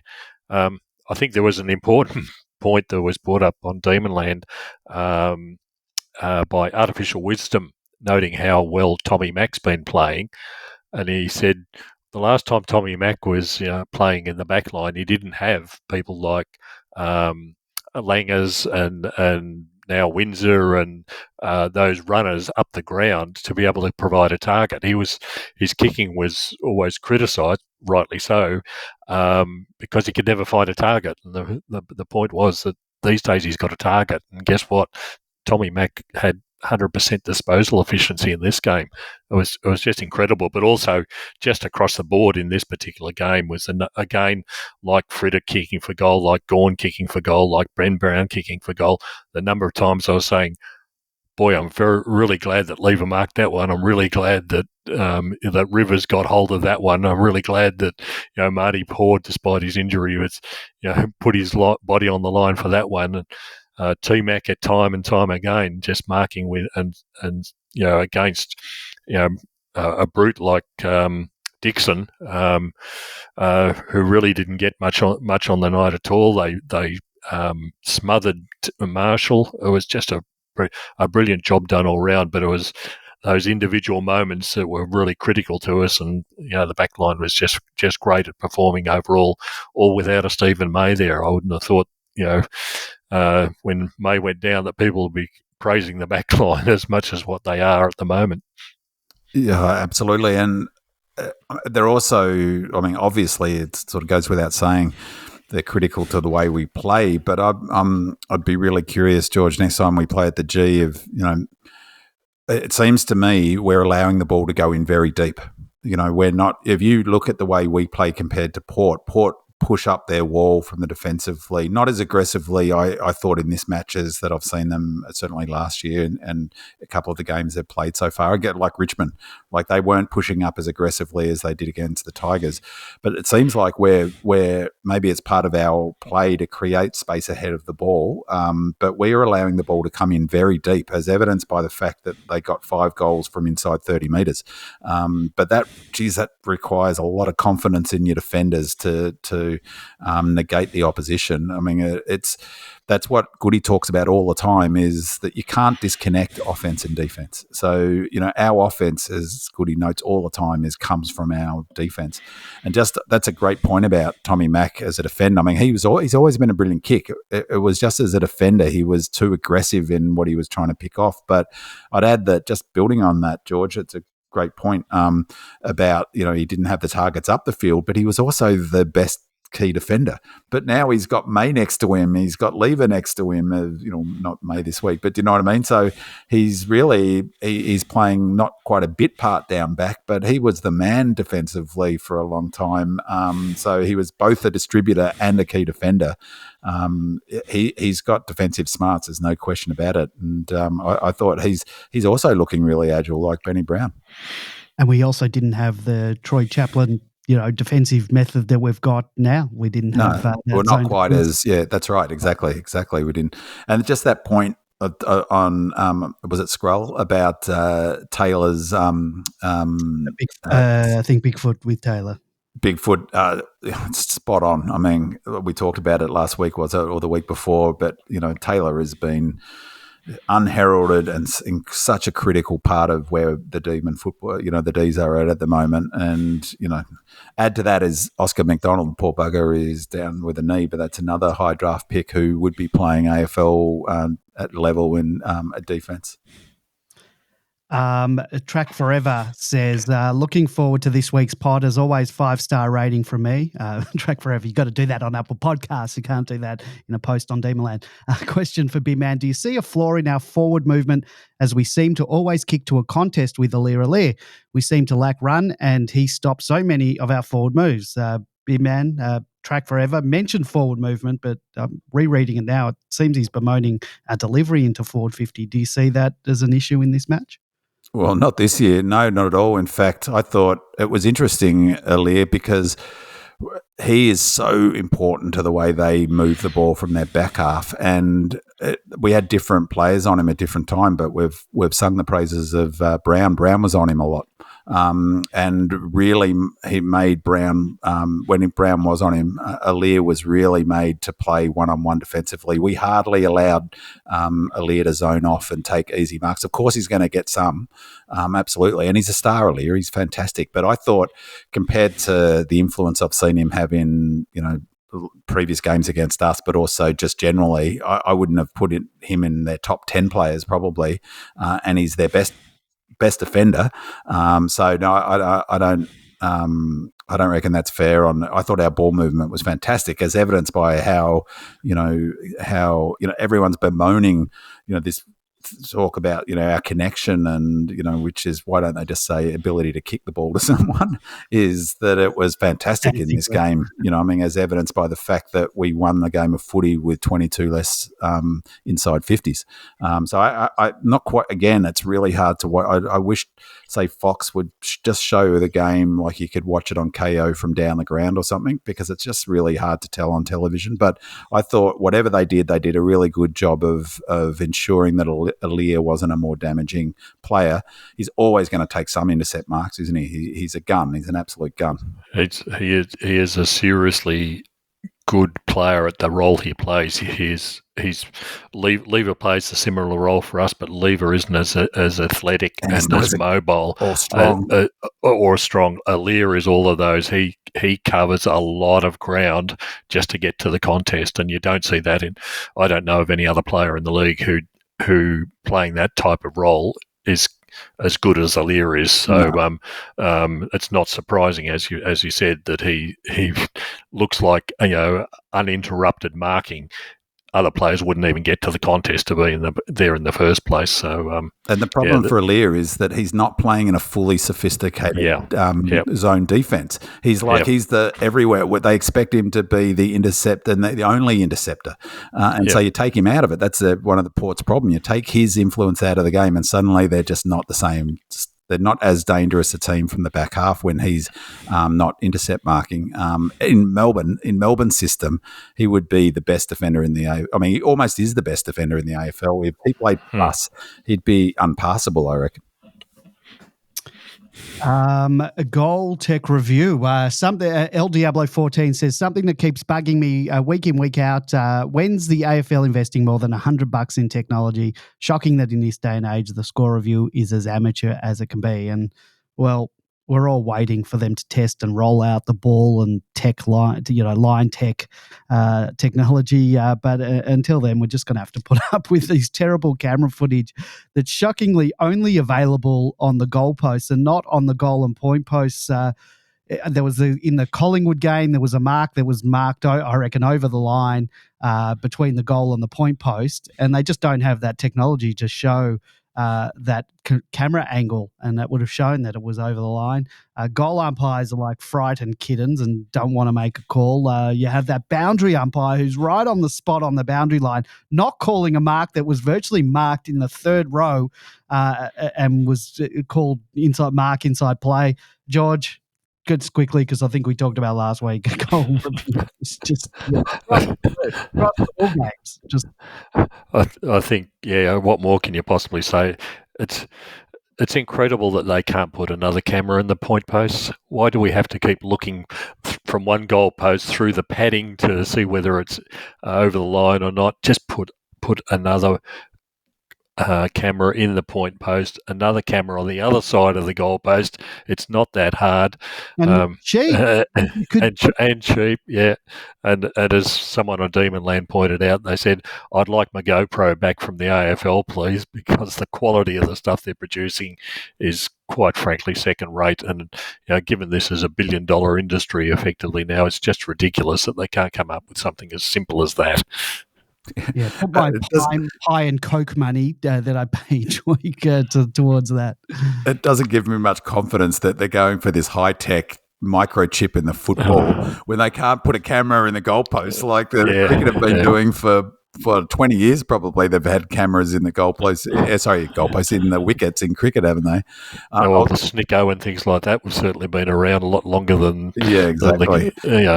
I've said this will be the first time I'll say it this year and probably the last, but there's a simple solution, and in all seriousness, I just don't understand, or I do, because I just think the AFL have got an investment in this drama. I honestly think that they don't sort things out because bad news is good news and all of that. But for me, there's an obvious rules solution, and they should have done it when this was triggered by Hawkins kicking that the goal that was hit the post in that grand final, which is what triggered all of this. Is it's completely obvious is that they should just award a goal as long as it goes through the goalposts.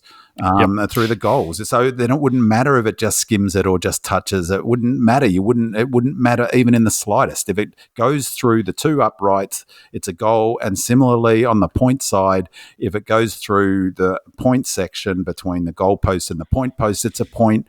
And if it goes on the other side of that, then it's on the full as it currently is. That would change nothing in the game. It would save millions of dollars. And it's all very well to talk. Touched. No, not if it's touched. I would still do touched because that would be a change to the game. So touched would still be a point, and of course you'd still need your videos for that. But okay, but for the goalpost, then it would just take it out. Who cares? So if it, they can have why you can have the snicker meter. Oh, give me a break! It doesn't even work. They can't work out anything. This snicker meter. It's like anyone. What happens when 12 blokes who are 95 kilos run into the post and they're going to make a decision on snicker meter? Give me a spell. Just change the rule, and if it goes through, it would save millions of dollars, and it's replicable at the bloody lower levels of footy. Like they're not going to be putting snicker meter down at the ammos at Altona Vikings, are they? Well, I don't care about the ammos. They just got to get the AFL right. Well, that would fix it. It would fix it immediately. It would fix that part of it. It wouldn't fix the touched part of it. But look, there's technology that can fix all of it. I mean, you can have why bring in a technological solution? Where about the goalpost the ball hit? But why? But why just not? Like, what difference to footy would it make if it just shaves the inside of the post and goes still a goal? Like instantly, you wouldn't need a 5-minute review, would you? Just go back into the centre. All right. Sure. Just remember, Eddie Maguire's got an interest in the company that's promoting all the technology solutions. Okay, there you go. Yeah. That's why he's so gung ho on. And they use the EPL as the example on that, Mike. But the EPL has all straight lines, doesn't have a curved boundary line, and the football itself is circular, not some stupid oblong shape. But it's like when it goes through the posts, it doesn't matter whether it hits or not. It's a goal. Exactly. Blind Freddie can tell whether it goes through the posts. Don't mention the words blind Freddie to a Melbourne fan. Brock McLean will tell you that. Scores from turnovers and defensive 50 transition. Demon Cat says, very much looking forward to the pod this week after what was one of our best wins since the 21 grand final. I'm sure this is something that Big Man will touch on in his stats file, but I'd love to hear some more discussion about how we set up in this game to score more from turnover and defensive 50 transition. To me, this game perfectly reflected what Daniel Hoyne said in the clips from last week's pod, that we're prepared to wear some bumps early in the season, losing clearance, contested possession, inside 50s, etc., to improve our transition, ball movement and efficiency in forward 50. And I think we perfectly saw the risk-reward element of that style of play, letting Port dominate possession and have more shots on goal, but putting ourselves in a far stronger position to score on the rebound. One stat that we did win was rebound 50s. While it will take some getting used to, I think this is a necessary aspect we need to add to our game in order to take that next step, hopefully come September. But I would love to hear what you all think. Go D's. Viper Crunch says, just wondering if our stats guru Biman can comment on David King's latest buzzword, the punish. I'm not sure when he first raised it, but he spoke about it several times on Sunday's first crack. And although I haven't had a listen yet, I will expect he will dive into it again today in the means test with Waitley. Seems to be all about how crucial it is to score and defend after turnover. Cheers, guys. So Big Man Demon Cat makes an interesting point about what Daniel Hoyne mentioned that you talked about last week. So perhaps you can give people a summary of that, and then you can talk about David King's new buzzword, the punish, which in the D's Port segment of the first crack, he was using it in references that, as I mentioned earlier, in reference to the on-ballers, Port's on-ballers being lazy defenders and us, in effect, punishing them on the turnover. So the short version of Hoyne's sort of thesis, I guess, was that the game now is shifted quite considerably from 4 or 5 years ago, that the D's played a model under Goodwin, very straight line. We were the team that went straightest towards our goal from on transition. Time in forward half being the key metric, like I was saying in the stats file, and number of inside 50s. When we played well, we dominated in those two stats in particular. Hoyne's thesis is the game is changing and has changed significantly to become the critical. If contested footy will always be critical, but one of the most critical numbers, he's been saying this for a couple of years, is turnover, but is six of the last 8 premiers, he said, or maybe 7, whatever, 4 of the last 5, not including us in 21, dominated from the back half. So back half on transition. And so that the best teams, his thesis, Hoyne's thesis is that, if you cannot score regularly and hard and fast from the back half, so points from defensive half, you're not going to be a top 4 contender. He argues that there are a number of clubs already who have demonstrated they're not, and he talked about Melbourne retooling essentially to change our method to become a back half team. Collingwood, of course, are the most famous of the most well known of the back half teams, and they want a flag on it. That's the model McRae brought in, fast transition from the back half, still important to get the ball forward, still territory being important, but just not as important as under the Melbourne method. There's no question, as I talked about in the stats in the red and blue print, is that that's what we're changing to. And I think we saw it in this game. This was the perfect example of this new method. However, I will say that this game also showed the sort of holes in this method, because it's under high pressure. Every time you link up by hands is an opportunity for that chain to break. And we saw that a number of times under real heat, that finals like heat, that, becomes difficult to transition the ball, to link up. There's every time that you go for a corridor kick, for instance, with a high risk kick, it's harder under pressure of finals like intensity. I thought we implemented that game plan brilliantly on Saturday night, better than Port. Port are the best at the business in it. I thought we moved the ball really well. It really depends, though, on having the players to be able to, hit 70% of those high-risk kicks, for instance. So George noted the importance, I hadn't really thought about this, the importance of T-Mac playing down back. Well, it's critical that he's hitting 100% from the back half, because that's where you're, logically, obviously, that's where your back half transition starts with those defenders. If he's hitting 100% of the targets, and that may well be a key reason he's in, not Tomo, is that Goody's more confident of T-Mac hitting a difficult high-risk kick to the corridor than Tomo, for instance. That's what triggers it. That's why Judd's playing at halfback flank. It's really interesting to hear in the Brisbane game. Brisbane smashed Collingwood for inside 50s in that game. They put Dacos back to the halfback flank, which is where he played in all of the 22 season, because they needed some players who could hit a target off the halfback flank. We've got Judd and McVie. We've got Howe down there. We've got Caleb Windsor, as I mentioned before. We've brought in Billings. We brought in Hunter for last year, so he's a good kick as well. We've got Salo playing more as a midfielder, but also as a halfback flank when needed. So Goody's had to have put the tools in place, or the players in place that can play this model, but we're definitely retooling it to play a new model. There's absolutely no question of it. And I thought it won us the game on Saturday night. So it was tested under the most intense pressure, this new method, it came up trumps.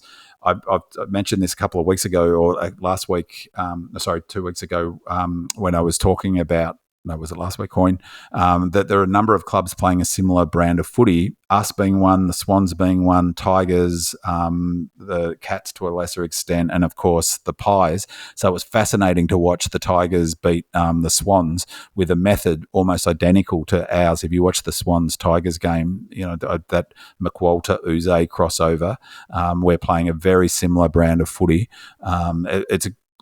I'll watch whatever Melbourne. It's hard to argue with the model that Goody had, but I think it's a great brand of footy to watch, isn't it? That sort of fast transition from the half-back flank, in large part because what it does is it creates space inside the forward line. That was the big problem for us. We couldn't generate enough space inside our forward line. You saw it on Saturday night with all of those sort of inside 50s Port were getting. It was so often super crowded in there, and we were creating density inside their 50 and really squeezing up almost backwards, if that makes sense, back towards their goal, and making it really difficult for them to find space to move into. The opposite for us, we had lots of space to move into, and even those goals to Fritter was all by himself. That when Windsor picked him out, Langdon was all by himself. The goal Nibbler kicked, his second one, where he had a direct corridor all the way to goal because we moved the ball quickly. It's certainly it's a more fun game to watch as a spectator, that's for sure. The other interesting thing with Bin Man is the effect on Brisbane with the loss of Coleman, who's massive. Their man who starts everything, and the effect is actually up the field that Hipwood and Danaher did absolutely, completely and utterly nothing this week because the ball didn't come in quickly and freely. You can't kick goals these days at the top level without that fast movement. Yeah, exactly. Yeah, and you're totally right. And suddenly you take just shows how important one player is, because you take him out of it and they're generating nothing from the halfback flank, and suddenly they look a bit plotters, don't they? They're not. Their lack of leg speed starts to become a problem, and but really that's a really good point. And then Hipwood isn't a player who's going to take many contested marks. He's a player who needs to get the ball out in front of him, running into space, and they have not been getting any bounce off halfback flank, and he's basically doing nothing. There's a good chance he'll get dropped this week, for instance. And then come back against the D's the next week. A bit of flare up of MFCSSS there, just like herpes. Leave it to Diva. Says, how good was our kicking a goal? What was the best goal? Vintage Fritter to open our account. A&B's confident shots. Big Maxi's big bomb from 50. Jack Viney in his 200th weaving past Port players, Matrix style, as if to say, I'll just do it all by myself. Sparrow's kick from nowhere, a record for getting ball to boot. Big Benny Brown's curling ripper from the pocket, reminding us all that Big Benny is back. Cozzy's effort, that this gets bonus points because the Port defender decided to mark it on the wrong side of the white line. Fritter's second goal to seal the show, and then speaking some French to the Port fans. Surely it has to be the one from young gun Caleb Windsor moving like Michael Jackson to wheel around onto his right and put through his first major. Kudos to our coaching staff and players for reversing a horrible trend of inaccurate kicking at goal and at an unfamiliar ground as well. That's how you win games. Long may it continue. When you look at all those goals, we did kick a lot of miracle goals. George, do you have a favourite moment from inside our forward 50?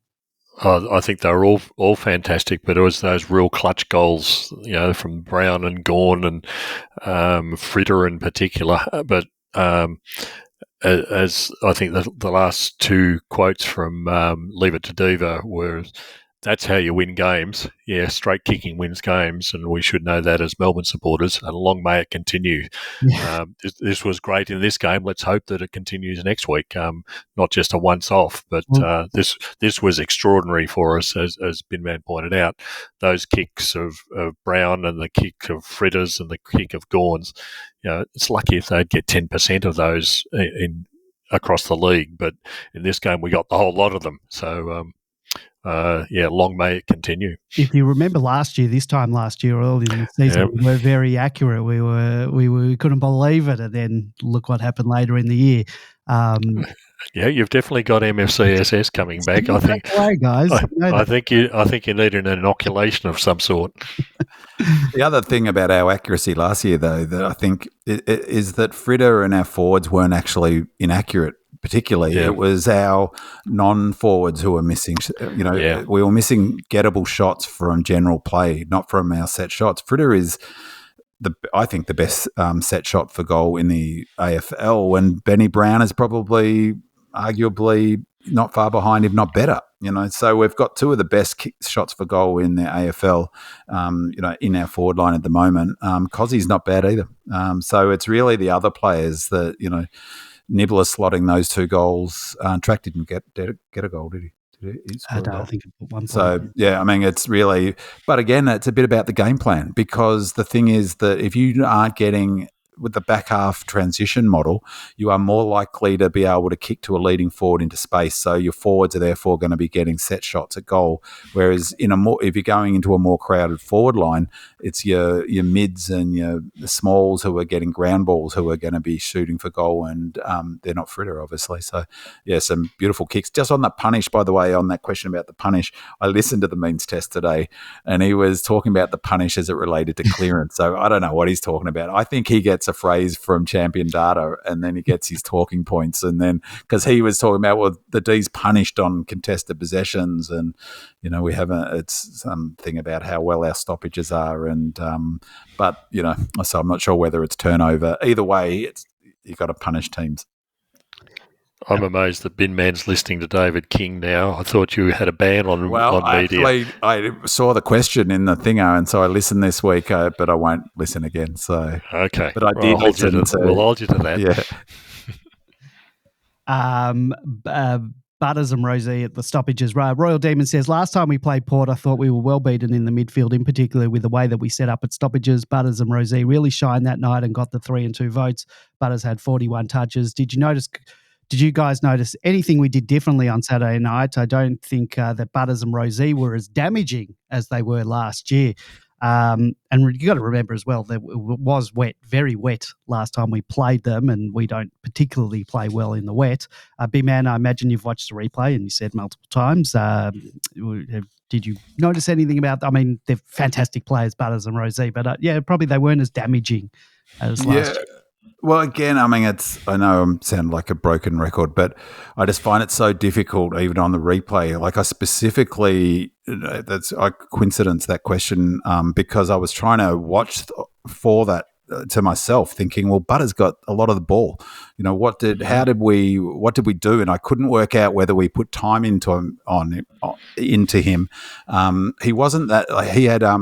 So I thought he had a good game. He inside 50s. He had 3 of them. I'm just looking at his numbers here. He had, they're good players. 26 disposals. But his player rating was 12.3. If you compare that to what I was talking about before, is by way of comparison, good.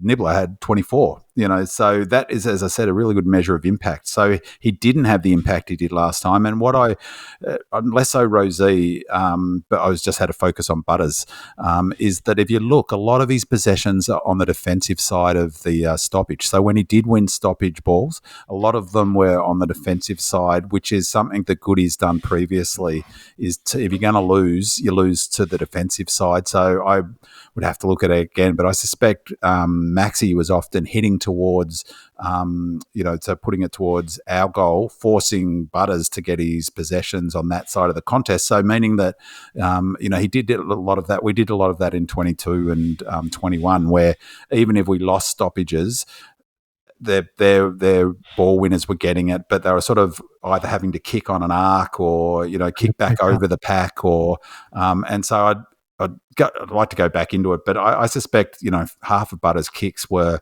really not impactful. They weren't out the front of contests, and that's where you do damage.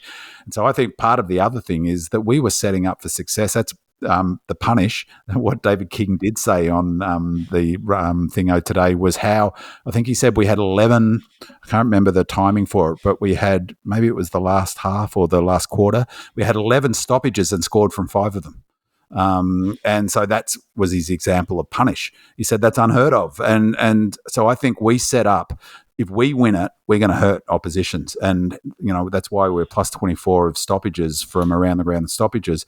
And we set up in a way that if they win it, it makes it really difficult for them to do anything positive or to get out the front. And they hardly ever got out at the front of any of those stoppages. And so I suspect it was a lot about how we set it up. I'm pretty sure we didn't tag him or anything. Butters, I mean. I think it was what we were talking about before, where I thought Neil Bullen's playing more on the inside, not at centre bounces necessarily, but around the ground, forces Butters out wide. I looked at some numbers from the previous week where Port played Richmond. Butters' numbers and Rosie's numbers were almost identical in every aspect except disposal efficiency. Dropped off about 10%. That's enough to win a game when you've got a player of Butters' quality being forced out that little bit wider. The forwards don't get the easy leads onto the kicks that he delivers. That was enough. 7 points decided the game. Just dropping that one critical player down that little bit was, probably the biggest factor. But it was just limiting what damage he could do. Created the opportunities for us. Yeah, so I reckon that's it, George, for Rosie as well, is not stopping them getting the pill. I think you hit the nail on the head, is just doing your best to limit the damage they do with the ball. And there was a really good example of that on Rosie that the commentators were drooling over. His ability to sidestep and run back and to sort of feint, it was down in the pocket at one point. It was a brilliant bit of play by Rosie, but he ended up not being able to do anything with the kick that he did, and we were able to neutralise the kick in because he was running away from goal, and even though he did brilliantly to evade a tackle, he just couldn't do any hurt on the kick that he did. So, I think that's spot on, George. It's really about limiting the impact of them, and I thought they did a good job, particularly with Butters. I mean, they're both brilliant players, aren't they? Yeah, and it requires all of the mids not to be able to push that little bit harder. Just to push him a little bit wider makes a huge difference in the end. Yeah. So I think there's a lot of credit doesn't go to the mids when they have to act defensively like that. And the other thing is that I heard this in relation to Uze's coaching and the Richmond, is that there's a big emphasis on footy at the moment now about not who's got the ball, about who's going to get the ball. And so if you've got a player like Rosie who can really cut you open with a good kick, or a Goulden's a better example perhaps, is you focus your energy on who he's going to kick the ball to and negate that, as opposed to worrying too much about pressuring him. And finally, tackles inside 50. Demon Jack 14 says, I'm keen to hear the panel's thoughts on our tackles inside 50 numbers this year. They are way down compared to last year. 20 to Port Adelaide to our 9 this week. Is it because we are trying to play different this year by placing less emphasis on front half football and score more from defensive half chain? Or is it that we're not putting enough pressure on in our forward line to lock the ball in and need to improve this stat? So as Demon Jack mentioned, we only had the 9 tackles inside 50 to 20. This year we're averaging 10.9 inside 50 tackles a match. Last year we averaged 12.2, 2022 11.3, and 2021 12.4. And whilst researching these stats, I saw that we only had 6 tackles inside 50 in the grand final to the Bulldogs 12. Porter averaging 12 inside 50 tackles this season, 12.1 last season. So their 20 tackles inside 50 is well above their average. So, George, any comments on our inside 50 tackle numbers and why they're down this season compared to our last few seasons? I think there's a couple of factors in play here. Firstly, it's the way that it's being moved in. You don't need to tackle if you're hitting a Benny Brown on the lead or a Fritsch on the lead, so that eliminates that.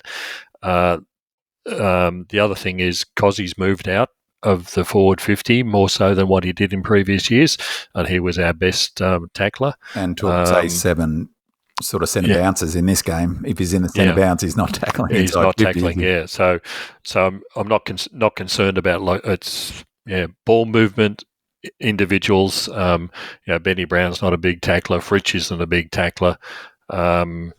JVR has in this game. And he's been moved up the ground into the ruck more. So it's not surprising that the actual numbers have dropped off from previously, but I don't think it's something to worry about at this stage. As has been said, the game has changed. And just statistically, I don't know if the inside 50 numbers, I just hypothetically, I'd be guessing we've probably got 20% less inside 50s than we would have. Yeah. And so therefore you're going to have 20% less tackles inside 50, aren't you? Because it's inside 50 less often. And it's only one or that's just maths, Andy. It's one and a half less tackles in the end. So it's not like it's 5 tackles less or 10 tackles less. All right, let's get on to the bit of the Casey game and then our changes and a preview of the match. Let's rip through the Casey one. An undermanned Casey team with only 9 AFL-listed players with only one having played more than 20 games and the majority not having debuted at all. Took on Footscray, who had 15 AFL-listed players and a couple of players who had played well over 100 games. And Casey were a class above their performance last week against the Hawks, and had they not wasted many opportunities in the second quarter, they may not have lost the match by 14 points. Josh Shackey kicked 4 goals. Matt Jefferson, whilst wasteful, with 2 goals, 3, and a few not making the distance, led and marked really well and showed some very promising signs. Ollie Seston was also impressive with 18 disposals, 6 tackles and a goal. Ruckman Will Varell had 25 hitouts, 19 possessions and 2 goals. Andy Menzies-Wakefield again pushed hard for selection with 23 disposals off halfback, as did Colton Tolstrup with his 19 disposals, 6 tackles and 6 marks. George, anything you want to add about Casey's game? It was an interesting contrast with the previous week against the Box Hill Hawks. Box Hill Hawks are obviously the benchmark for the competition this year. The fact that they, last week they had Lloyd Meek playing for Box Hill, and then this week he's playing for their AFL side as their number 1 ruck. Sort of gives you an idea of the talent that they've got available to them. In this game, it was really interesting. We've spent half of this program tonight talking about the accuracy of our kicking. Well, unfortunately, Casey kicked themselves well and truly out of this game. From the first quarter till about the third, halfway through the last, they'd kicked 2 goals 11 to 8 goals 5. And that didn't count the kicks that didn't make the distance that should have, or the out of bounds. They really kicked themselves out of this game. The Bulldogs had people like Lob playing. I think he kicked 4 goals. 5 goals. Yeah, he's just too big for this level. James Harms was playing for them, and as you mentioned, there were a whole stack of other people.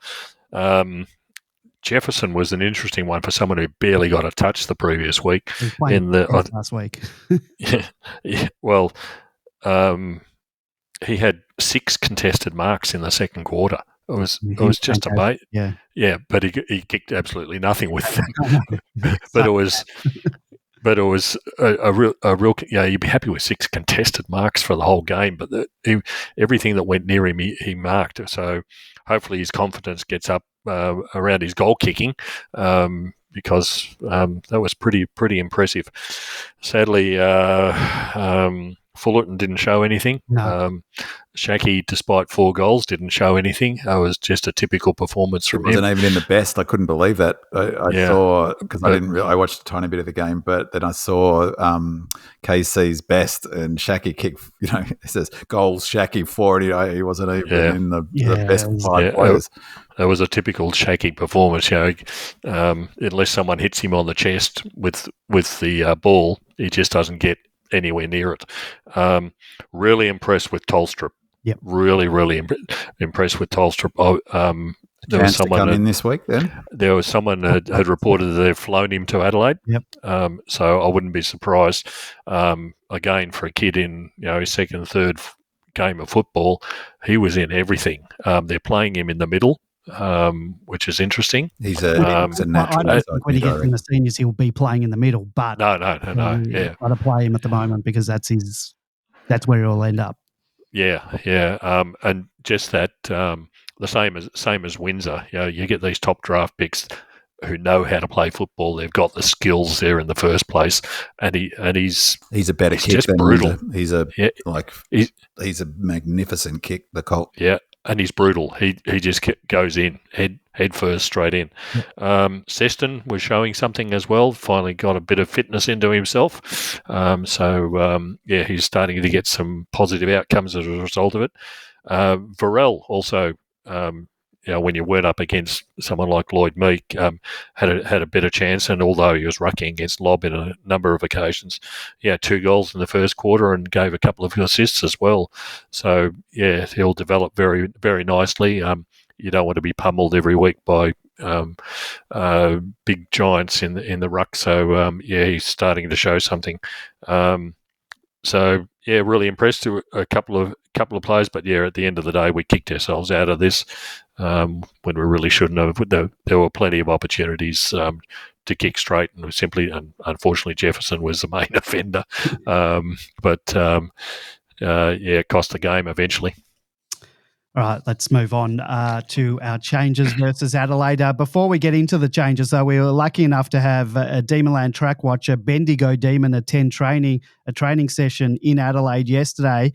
And Singer says, gives a bit of a rundown of that. Shout out to the amazing Demonland track watchers in Victoria and now in South Australia. Reports from Monday's session has Chandler once again heavily strapped. He came off during the match and went down to the rooms before coming back on and completing the match. There were a few other sore bodies observed, with track reported to not look 100%. He landed awkwardly during the game and came off for a little bit before resuming. T-Mac was observed with strapping and was wearing runners at training, which I think he does most trainings. Big Benny Brown was on light duties, as is previously reported as doing for training. He's now played 3 games in a row and has a 5-day break until the next match.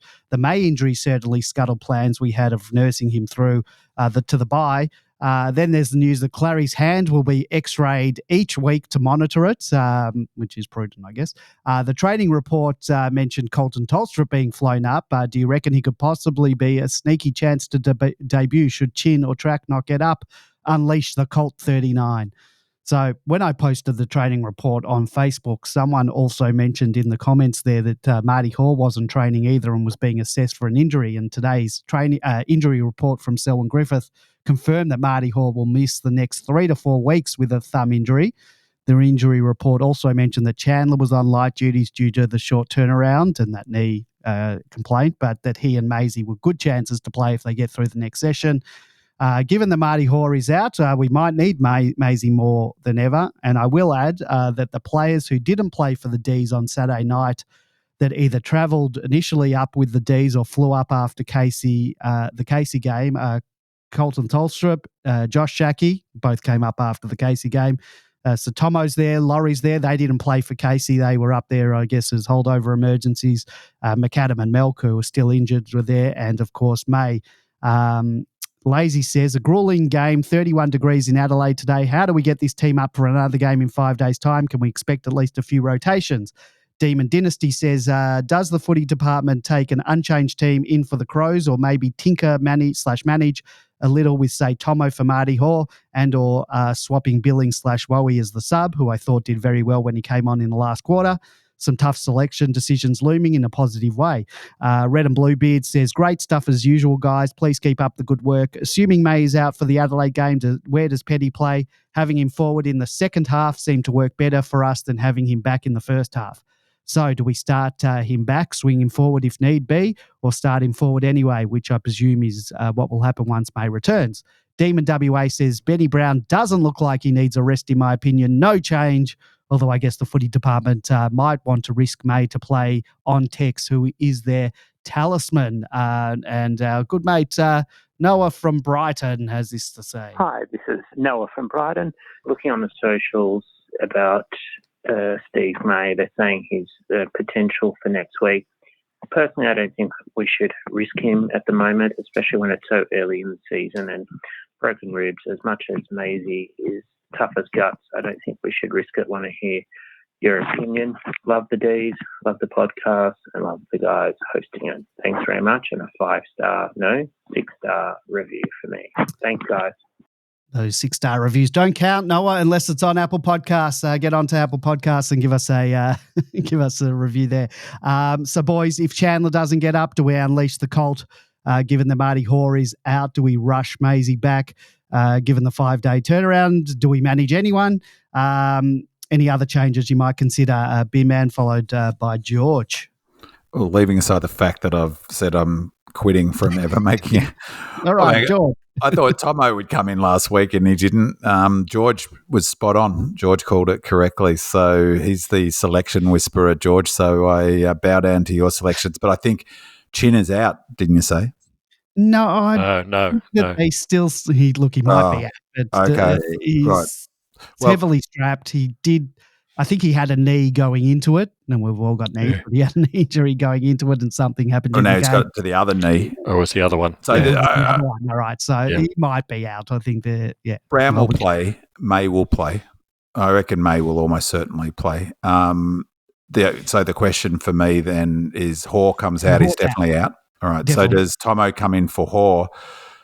I would have said so 2 weeks ago, but I'm less confident now. And he's not even the same type of. It depends. Tomo comes in, I think, if May doesn't play. But if May plays, I can't see a role for Tomo.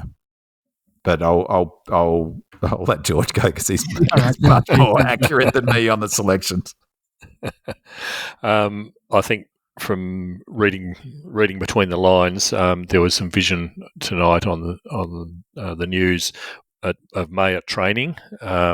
I suspect, and it appeared that he's wearing a guard of some sort naturally underneath the jumper. But I suspect that May will be back in this week. Are you allowed to wear something under? Yeah, I think you are. What's his name? Langdon.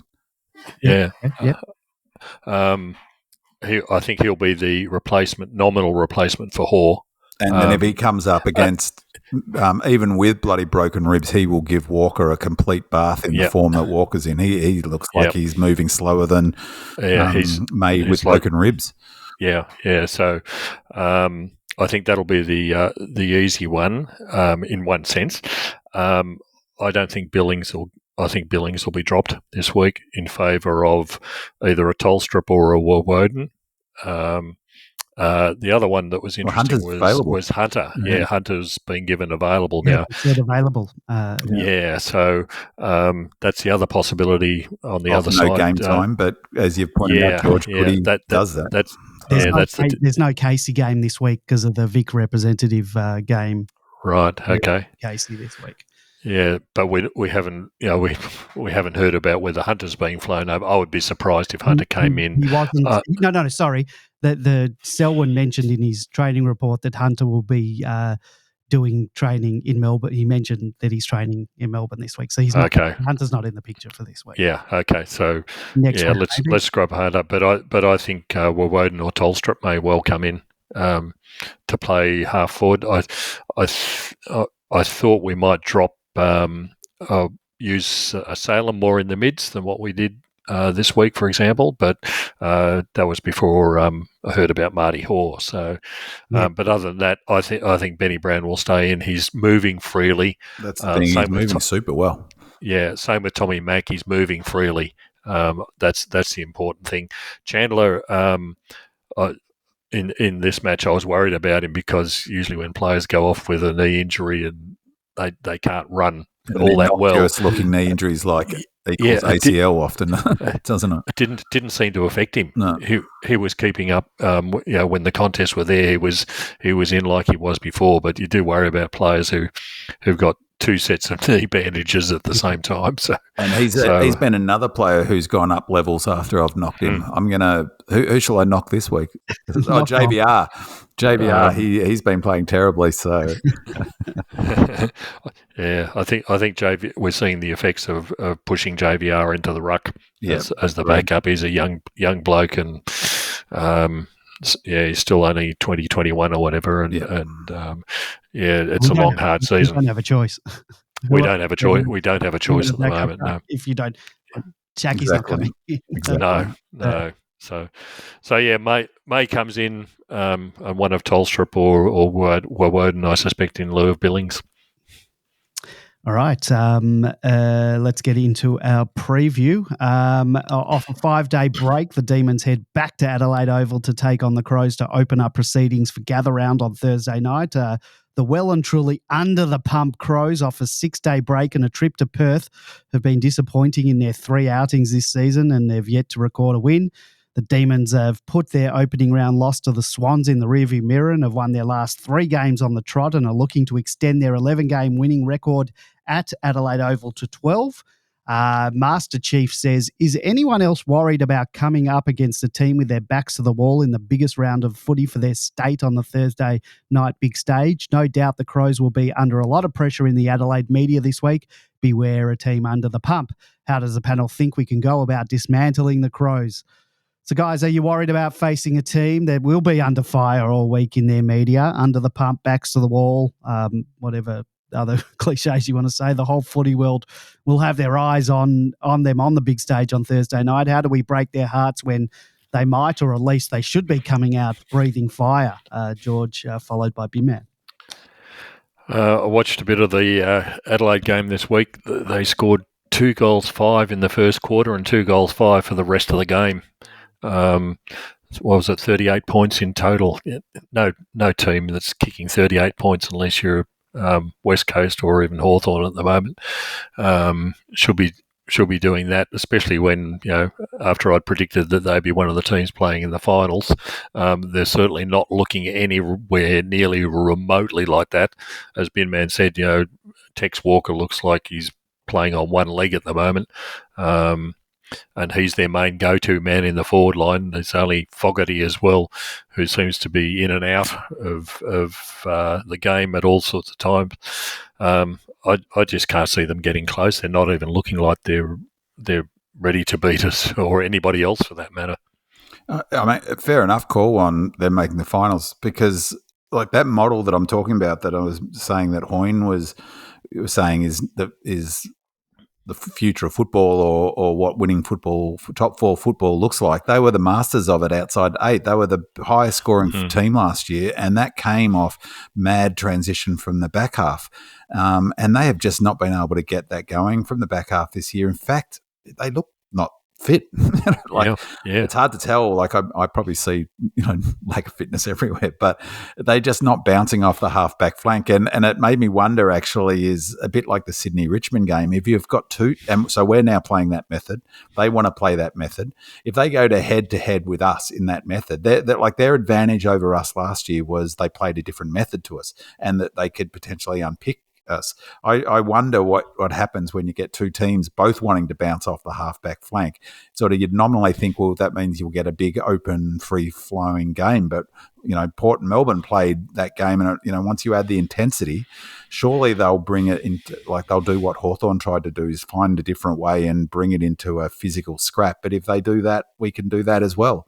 So, it is a danger game. I do worry about it because, coming off a 5-day, more from our perspective than their perspective, that 5-day break is a ridiculous. Like the football is just so insanely demanding on these players now. To ask footballers, AFL footballers, to get up of 5 days to play another game of elite football is just not, it's just too much, I think. The one positive for that is, as you mentioned, Andy, they're coming back from Perth, which after they probably had to get the midnight flight out, and they've got a bunch of players, with some injuries, and Walker's got a bad back apparently. That's what the talk is, that he won't even play.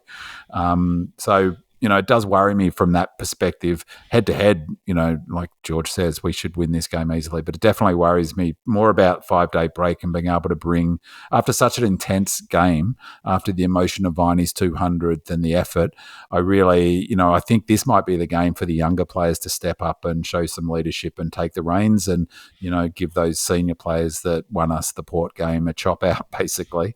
But if we can win this game, we'll go into the Lions game as favourites with the bookies. So, we'll go in at 4-1 with a chance to go into the bye 5-1 with a 2-week break, an 13-day break to our Anzac game against the Tigers. So it's a really super important game to get the 4 points. I don't really care if we win by 5 points or it's an ugly, scrappy game. If we can leave Adelaide with the 2 wins, it sets our season up. So it's massive from that perspective. And I'm sure the club have made a hugely terrific, smart decision to stay in the in Adelaide. And on the coverage, one of the really cool things was all the focus on how many little kids there were in the change rooms and the energy. They asked that question of Maxi as well about the kids, and there's, it sounds like they've really gone the full way in the hub, but this time we're taking the families with us, and it could, make our season this week in Adelaide.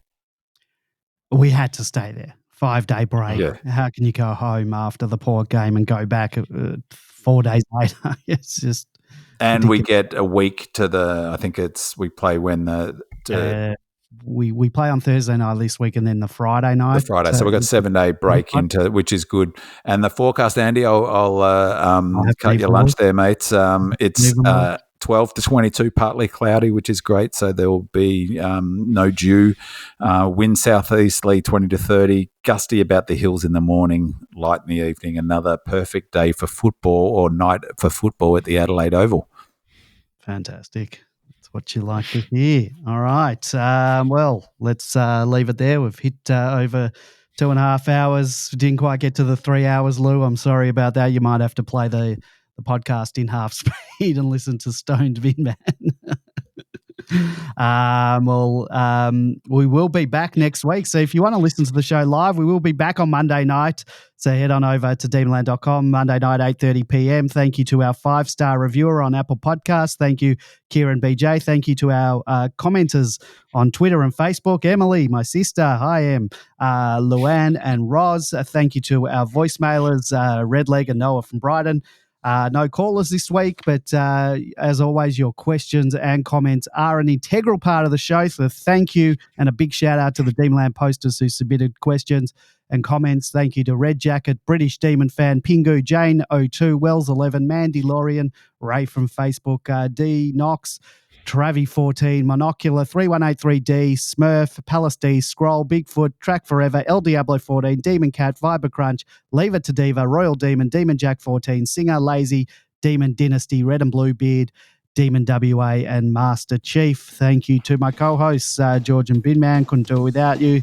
Thank you to you, our loyal listeners. And don't forget, leave us a 5-star review and a comment on Apple Podcasts, and we'll give you a shout out on the next show. See you next week. Go Demons. Go Red Leggers. Come on.